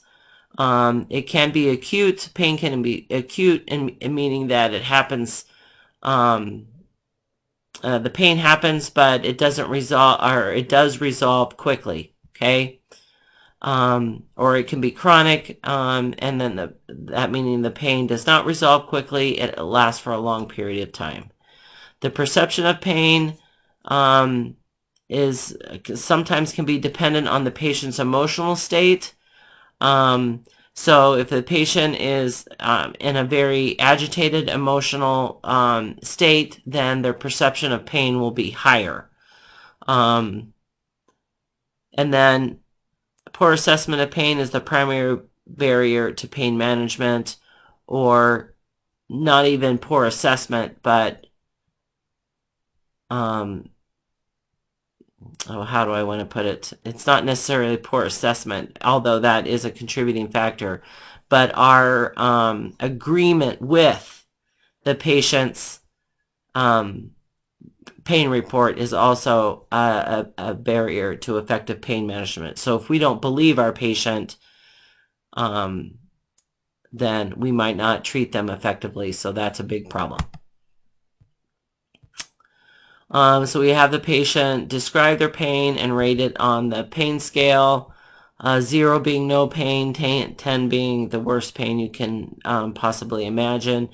We can also assess physical signs of pain, such as increase in respiratory rate, increase in pulse rate, and blood pressure. They're all indicators of pain. That's all indicators of presence of pain. We can't get children to rate on the 0 to 10 scale their pain because they can't conceptualize or understand this. So we give them those pictures of different different appearances of the face depending on the different levels of pain. So we ask the child to point to whatever face describes or they feel their pain is at. We can use this with patients who have cognitive impairments or mental disabilities. And then in some cases, there's assessment tools we can use to assess a patient's pain. So there's one that we can use for unconscious patients. There's one we can use for infants or preterm babies. They're assessment tools. So it's basically you give a grade or a numerical number to your assessment parameters, and then you add up the score, and the score will determine whether or not the patient is having pain. Okay. Some of those parameters are listed here. We would assess the patient's heart rate, their respiratory rate, their oxygen saturations, their facial expressions, their agitation level. We would assess things like that, and then put our answers on this documentation tool, and that would give them a score for each answer, and then those answers are added up. We should always be, when we're assessing pain, we should always be assessing the intensity, quality, duration, and location of the pain. And then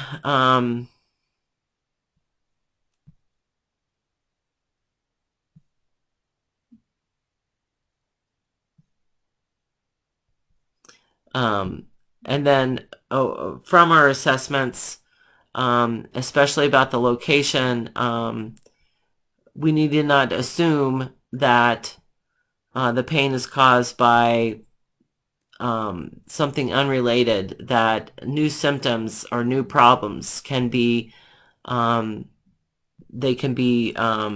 revealed by the patient's pain assessment. So we need to have accurate pain assessments.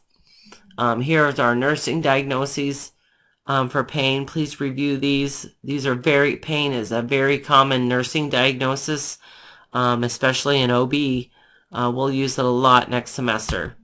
And here are our patient goals related to our pain diagnoses. So please review these. So we need to determine what scale we're going to use to assess patients' pain. We need to document, assess for, and document their physical and objective signs associated with pain. And then we can provide some nursing interventions like positioning the patient, some complementary therapies or non-pharmacological therapies. We need to do an ongoing assessment of their pain, and then we may even need to provide some sort of pain medication based on our physician orders. Or if our physician has not given us orders for medication, then we need to advocate for our patient and call and get orders. Our redundant slide, so we need to evaluate our pain relief measures and the effectiveness. We need to document our interventions and our patient response, and then evaluate our goals. All right. That was so that was vital signs. Oh wow, I thought I was taking longer than I thought it was. So this is only an hour and 45 minutes. That's awesome. So I'm running through this kind of quickly, so I apologize, but I'm sure you're going to appreciate that within a recorded lecture. Anyways, Chapter 36, we're going to talk about pain management. Okay.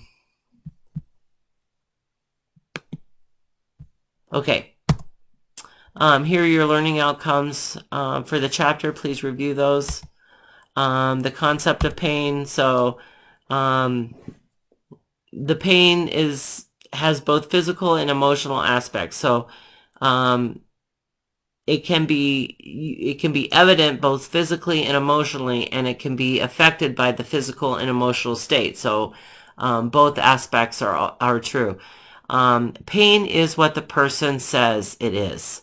So I may not agree with their report of the pain, but that's not okay. I can't do that. I can't let my biases affect my nursing care. So the pain is what the person says it is. Okay, basically it's what they say it is. It's very subjective, just like itching. We talked about that earlier. It's subjective, and their experience, patient's experience with pain is different. Each individual has a different experience with pain, even though some of the pain that they're feeling could be for the same reason, the same amount of pain, but each patient perceives it differently. Okay. Factors that influence pain: cognitive, affective, behavioral, and sensory. So basically what this is saying is a patient's cognitive level will determine the amount of pain they're having.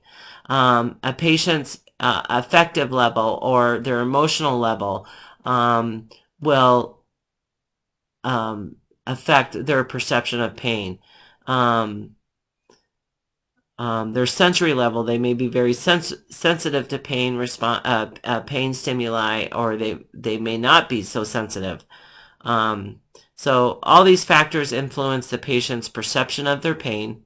And again, the patient's pain is what they say it is, and therefore have a right to effective pain management or treatment. Here's some conceptual definitions of pain. But again, pain is whatever the person says it is.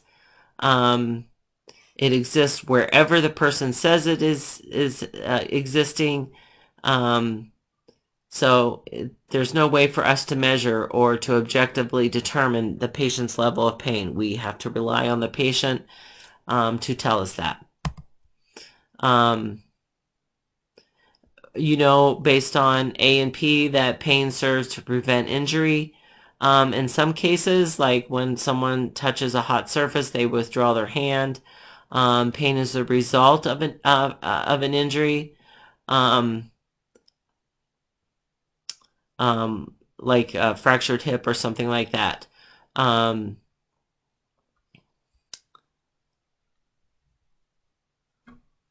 Causes of unrelieved pain are a result of healthcare professionals' failure to assess pain, failure to accept a patient's reported pain, and failure to initiate pain relief. So pain is a real hot topic. Treatment of pain is a real hot topic in healthcare now these days, and with the abuse of narcotics, they're getting very strict about the use of narcotics. That does not mean that we are not providing a patient with a pain relief option, but there are lots of options for pain relief besides narcotics. So this is a very hot topic in healthcare these days.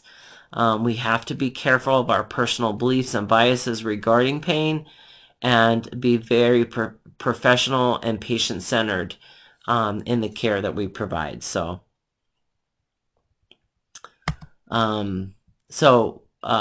what is our plan for the management of pain? So, again, we've already said that pain is the fifth vital sign. The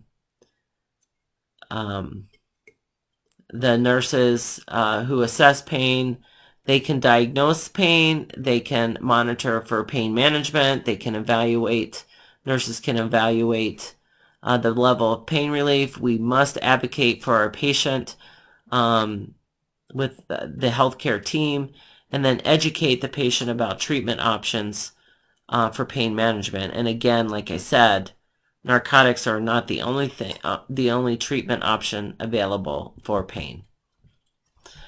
So when it comes to normal structure and function of pain, we're going to cover the way pain is classified, and it's classified according to the etiology and the pathophysiology, the location, and the duration. So the etiology of pain, or what causes pain, it could be a cancer pain, so the pain that is caused by tumors on either the bone, the nerve, the organ, and or the toxic effects of chemotherapy. So that's cancer pain. All other pain is non-cancer pain as far as etiology is concerned. And then we have acute pain. And so that's pain from an injury or surgery. So it was a sudden onset of some sort of event. So the person was injured or the person had surgery. We can also classify pain by the pathophysiology. So is it a physiological or physical pain, or is it a neuropathic or nervous system pathological pain? The pain is also classified according to location. So is it organ pain or visceral pain, or is it tissue pain or somatic pain? Classified according to duration. Is it acute pain lasting less than 6 months, or is it chronic pain lasting longer than 6 months? So depending on what kind of pain we're dealing with, the pain types, here are your different definitions of those types of pains, and then the possible sources of those type of pains in this table-like format. So that might be an easier way for you to study these. Here's the neuropathic pain, nociceptive pain, visceral pain, referred pain. We didn't really go over that, so oops, sorry.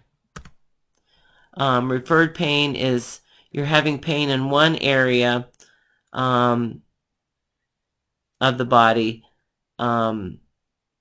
that's causing pain in another. So like if you remember the signs and symptoms of a heart attack or a myocardial infarction, they're feeling that pain in the jaw or in their left arm. Those are very typical places of referred pain. And then we have radiating pain, so the pain extends to another area. So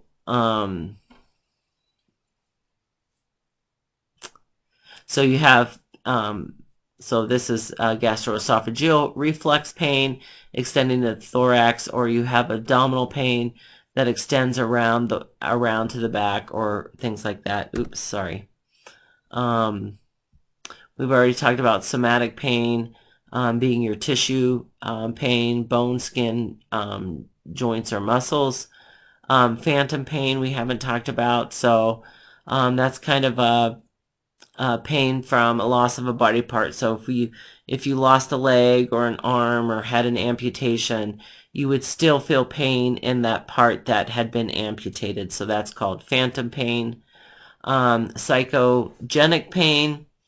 The patient feels like they have pain, but there's no physical cause for their pain.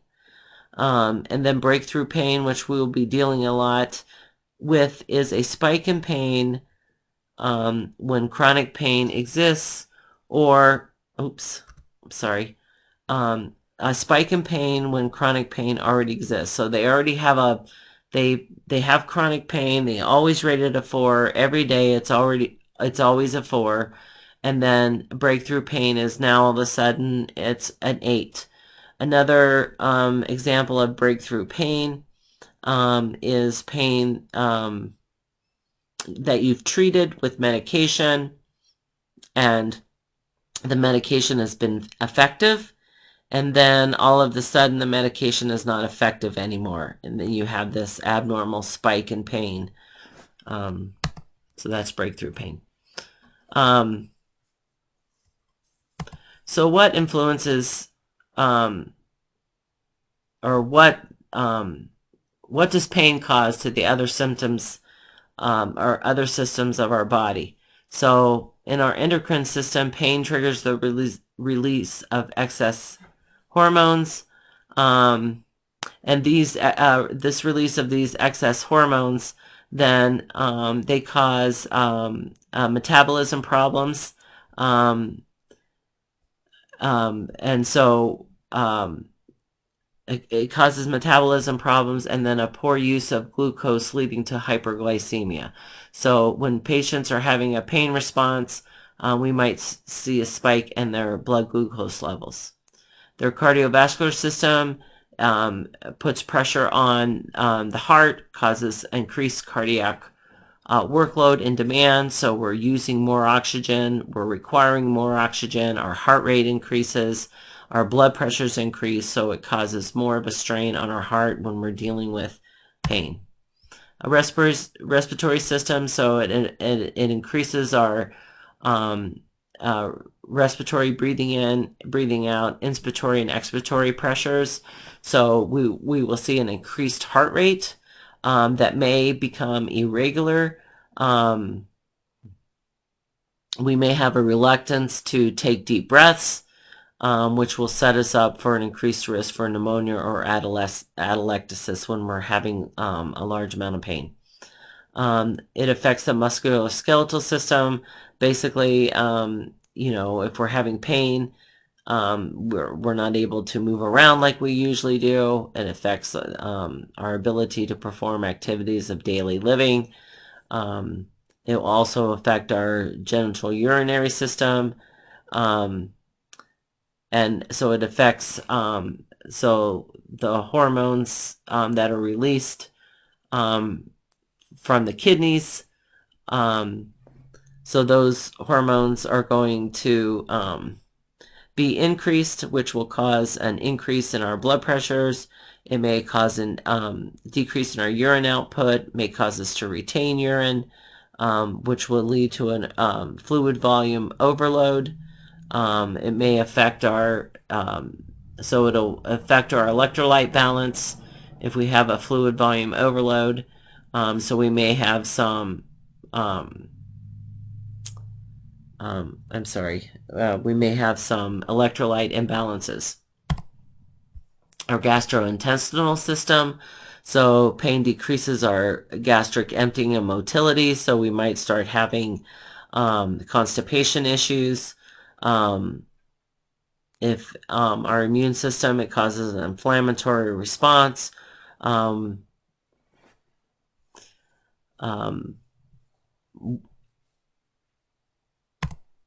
Sorry. The diversity considerations that you need to know about, please review these so that you'll be aware of these when you're assessing your pain, and what to expect in these different diversity considerations.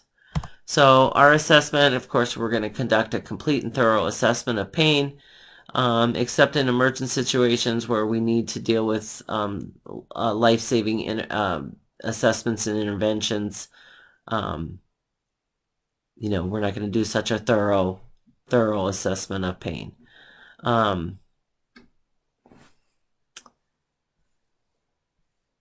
Remember that patients who are truly having a problem with pain, they're not able to focus, they're not able to answer all of our admission questions.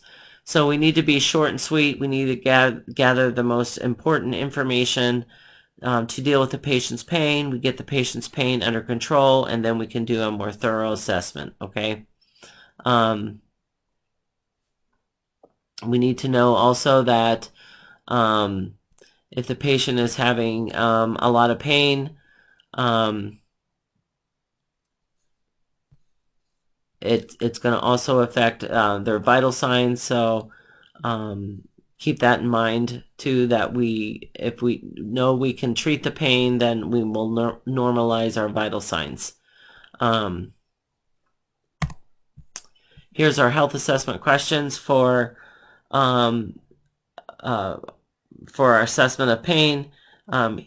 Please review these questions. You can break it down into your Socrates mnemonic as well. If we have patients, especially if they're dealing with chronic pain, we need to know how that pain is affecting their ability to take care of themselves, to perform their activities of daily living. We need to know how the patient is coping emotionally with their pain, especially if it's chronic pain. If they're having such an intense level of pain where they're not able to communicate with us, we need to make sure we assess signs and symptoms, use our pain assessing tools, and to evaluate their level of pain, and of course using our vital signs also to assess for our pain response. Here's your Socrates mnemonic, reminding you to use the mnemonic to accurately assess a patient's pain. And this should be a review from the previous chapter 19. So here's your mnemonic and what those different things stand for. When we have patients that are not able to use the pain score level, here's the pain score level. When they're not able to use the pain score level, we'll have them point to their faces, these faces, to describe how bad their pain is. Sometimes patients can't use the numerical assessment here. So we would have them give us verbal descriptors of how they would describe their pain.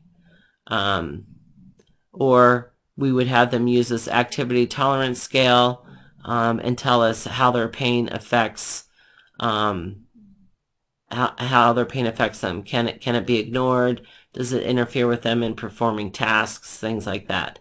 So we have this. A lot of times you can get this little deal here on the back of your name badge, so you can just flip it over to show the patient. Okay. For babies, hold on. For babies, we use this neonatal infant pain scale to assess for their pain. So we look at the character, we assess these character things about the baby, so their facial expression, we assess their cry, their breathing patterns, their movements of their arms and legs, their state of arousal, are they asleep, are they awake? Each one of these parameters has a score based on our assessment. We add up the score. And then, so a score greater than 3 indicates that the baby is having pain and should be treated. So,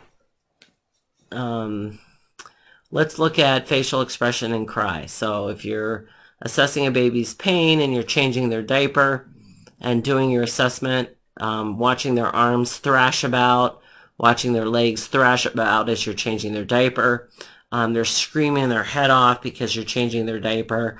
Their facial expression, they're this terrible grimace on their face because you're changing their diaper. These are all going to, if you're doing your assessment when you're changing their diaper, then they're going to have elevated scores on especially their facial expression and their cry. Their arms and legs, they may have an elevated score. State of arousal, they may have a normal score. But if they have an elevated score on 2 or 3 of these parameters, then they're going to have a greater than 3 total score, which says that they're having pain. Well, so the point I'm trying to make is we need to assess a baby's pain when we're not doing anything to them and when they should be in a state of being relaxed or sleeping or quiet.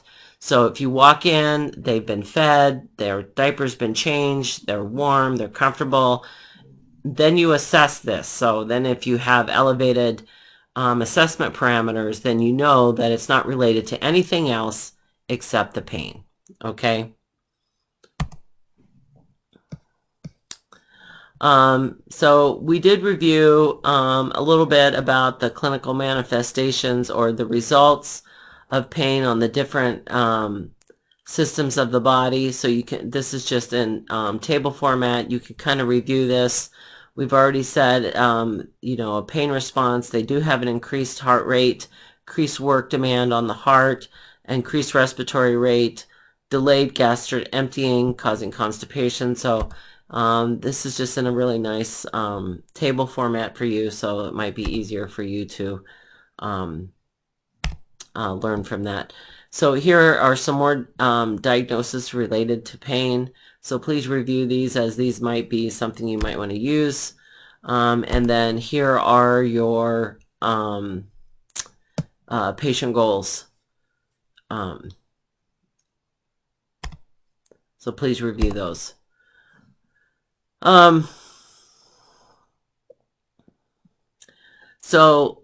This is just basically a safe practice, safe practice on when we're treating patients for pain and we're giving medication. One, we need to make sure we check allergies before we give medications for any reason, and that we use the 6 rights of medication administration. And I kind of guess I need to change this slide because I think we're now up to 8 rights of medication administration. It changes just about yearly. They add another right. And just because, long story short, just because the process of giving medications, they're trying to make this a process. And so they're trying to find all the processes in giving medications that set nurses and patients up for a medication administration error. So they keep adding rights to when they keep finding processes that set the nurse and the patient up for errors. Anyways, so we need to follow the rights when we're given medication. Follow the steps of the nursing process, which are the nursing process, remember, is the assessment, assessment, diagnosis, planning, intervention, and evaluation. So we treat pain the same way. We assess it, we plan, or we write nursing diagnoses, we write plans for treating patient goals. We give interventions for treating plans, and then we evaluate those interventions and our patient outcomes. But anyways, when we give medications, of course, we're going to monitor for side effects of the medication, and especially if your medication is some sort of narcotic, we need to know what those side effects or adverse effects are of that medication, because one of them is a respiratory depression. So we give the pain medicine. We don't wait an hour or two just to go back and see if the pain medicine is working, which we do want to check that, but we also want to check monitor the patient's vital signs and make sure that they're not having any side effects from that medication. Of course, we're going to report any uncommon patient responses to the doctor. Communicate effectively, teach the patient about the use of medications and potential side effects, especially if they're going home on these medications. Evaluate the effectiveness of the medication and document it in the chart. Document timely, okay, and arrange for appropriate referrals as needed. These could be a referral to an osteopath. These can be referral to a cranial sacral therapist. This can be a referral to a physical therapist to help the patient in treatment of pain. So Joint Commission is the one who requires us to assess pain in our organization. It's a patient right to have it assessed and managed appropriately.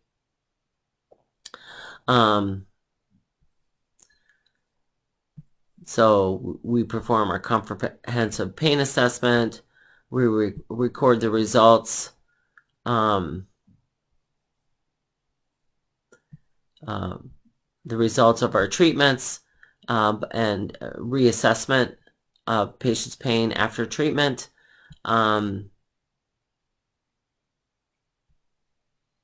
Educate anybody who's caring for this patient about the pain assessment and the management for further to continue with the plan of care. And then they also require that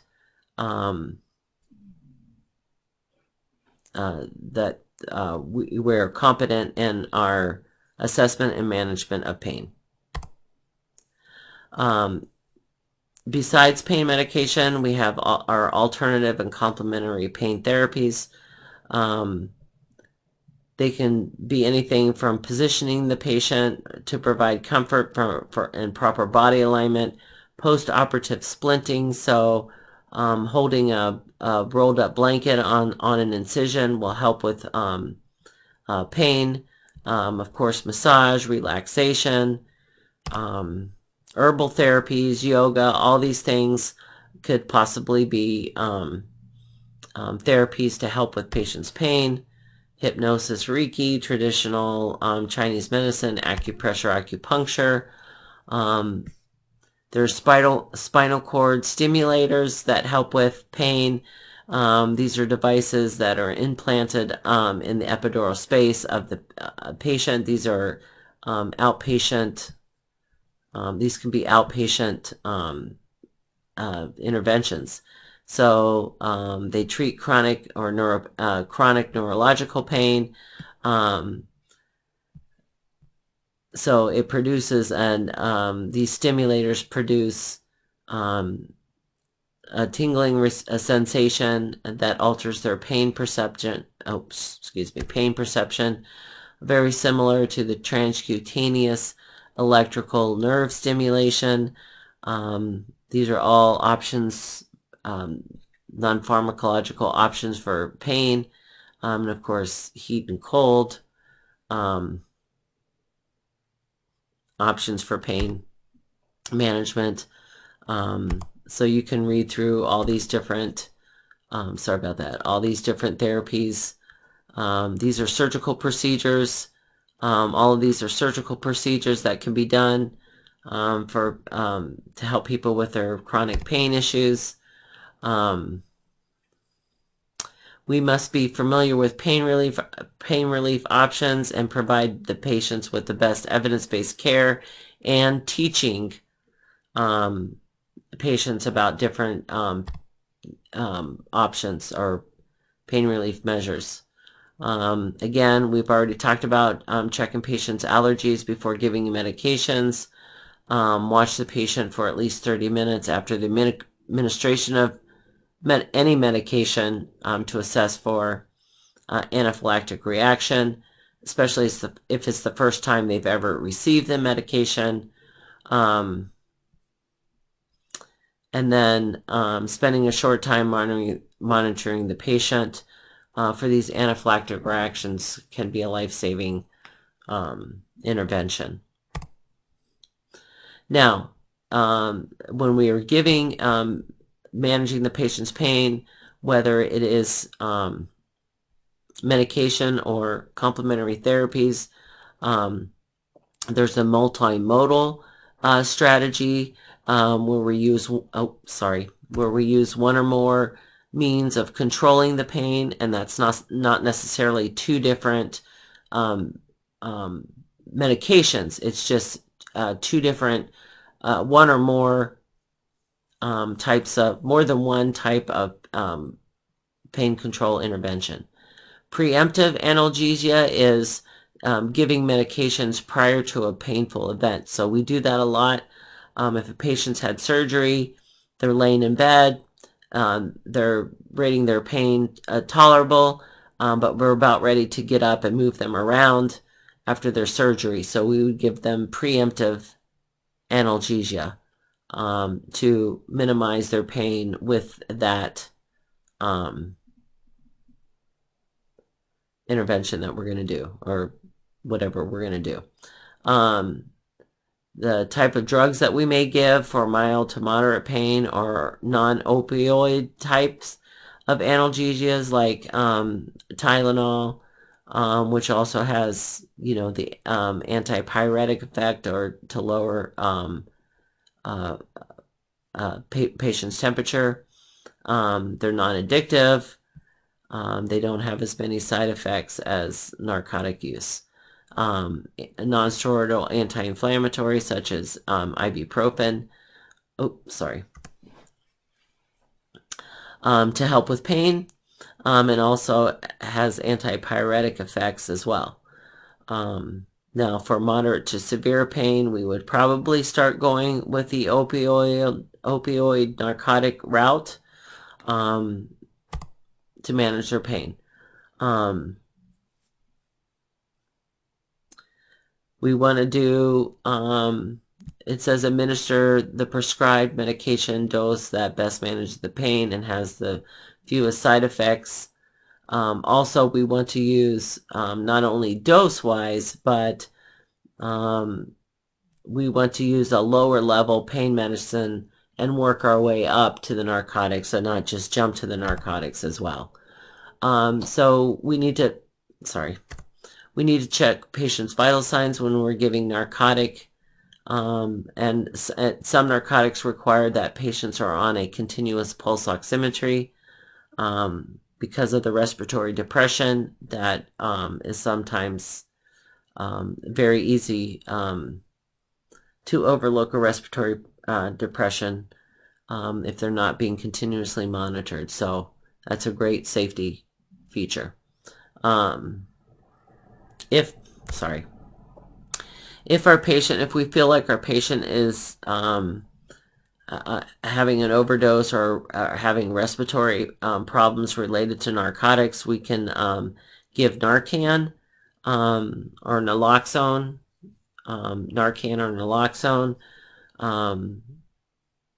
until we increase our respiratory rate. Here's the dosage that you would give. Okay. So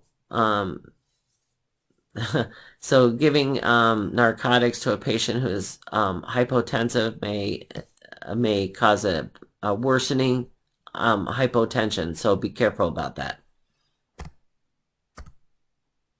Other methods for giving narcotics is the on-cue infusion pump.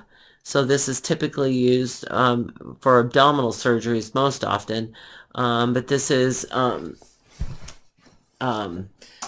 medication that's in this little device, and it's fed to the patient through a catheter. The catheter is placed in the incision, and it just kind of constantly bathes that incisional site. It's almost like a PCA pump. It's a constant flow of medication that bathes that incision. It's a very slow flow, of course, that bathes that incision for 12 to 24 hours, and then and then it can be removed. They're usually not stitched in, but some of them are. But it's just basically a 1 or 2 stitch that's cut very easily. So we use those a lot with our C-section patients and their C-section incision. Transdermal administration of medication, typically a fentanyl patch, very popular. It's a narcotic. It's a delivery of medication transdermally through the skin. An intrathecal injection is an infusion infusion of a narcotic or local anesthetic through the subarachnoid space of the spinal cord. The needle is this is given by anesthesiologists. It's given through a needle, and then the needle is removed from the space Excuse me. Epidural analgesia is an catheter that's placed in the epidural space of the spine. It's left in place. It works by the same mechanism of an IV catheter. That the catheter is over the needle. You cannulate the vein. You pull the needle out. You leave the plastic catheter in. Same with the epidural. You get to your epidural space. You pull the needle out. You leave the catheter in, and then they get usually a continuous drip of narcotic, and then also have the ability to, they also have the ability to give themselves a patient-controlled bolus. Nerve block, it's an injection of local anesthetic near a spinal nerve that causes a temporary block of the pain. Co-analgesic medications, they're adjunctive medications or potentiators. They work synergistically with your the pain medication that you give. In other words, and that they either enhance the effect of the narcotic or pain medicine you're giving, or they treat a side effect of the medication you're giving. So, like, for instance, antiemetics are often administered with narcotics to counteract the nausea and vomiting caused by those narcotics, but they also potentiate the effectiveness of the narcotics. An example of an adjunctive medication is tricyclic antidepressant or anticonvulsant, and those medications can also be used to treat neuropathic pain or nerve injury pain. Laxative and stool softeners, they're given to treat the side effect of maybe constipation. Patient may develop constipation.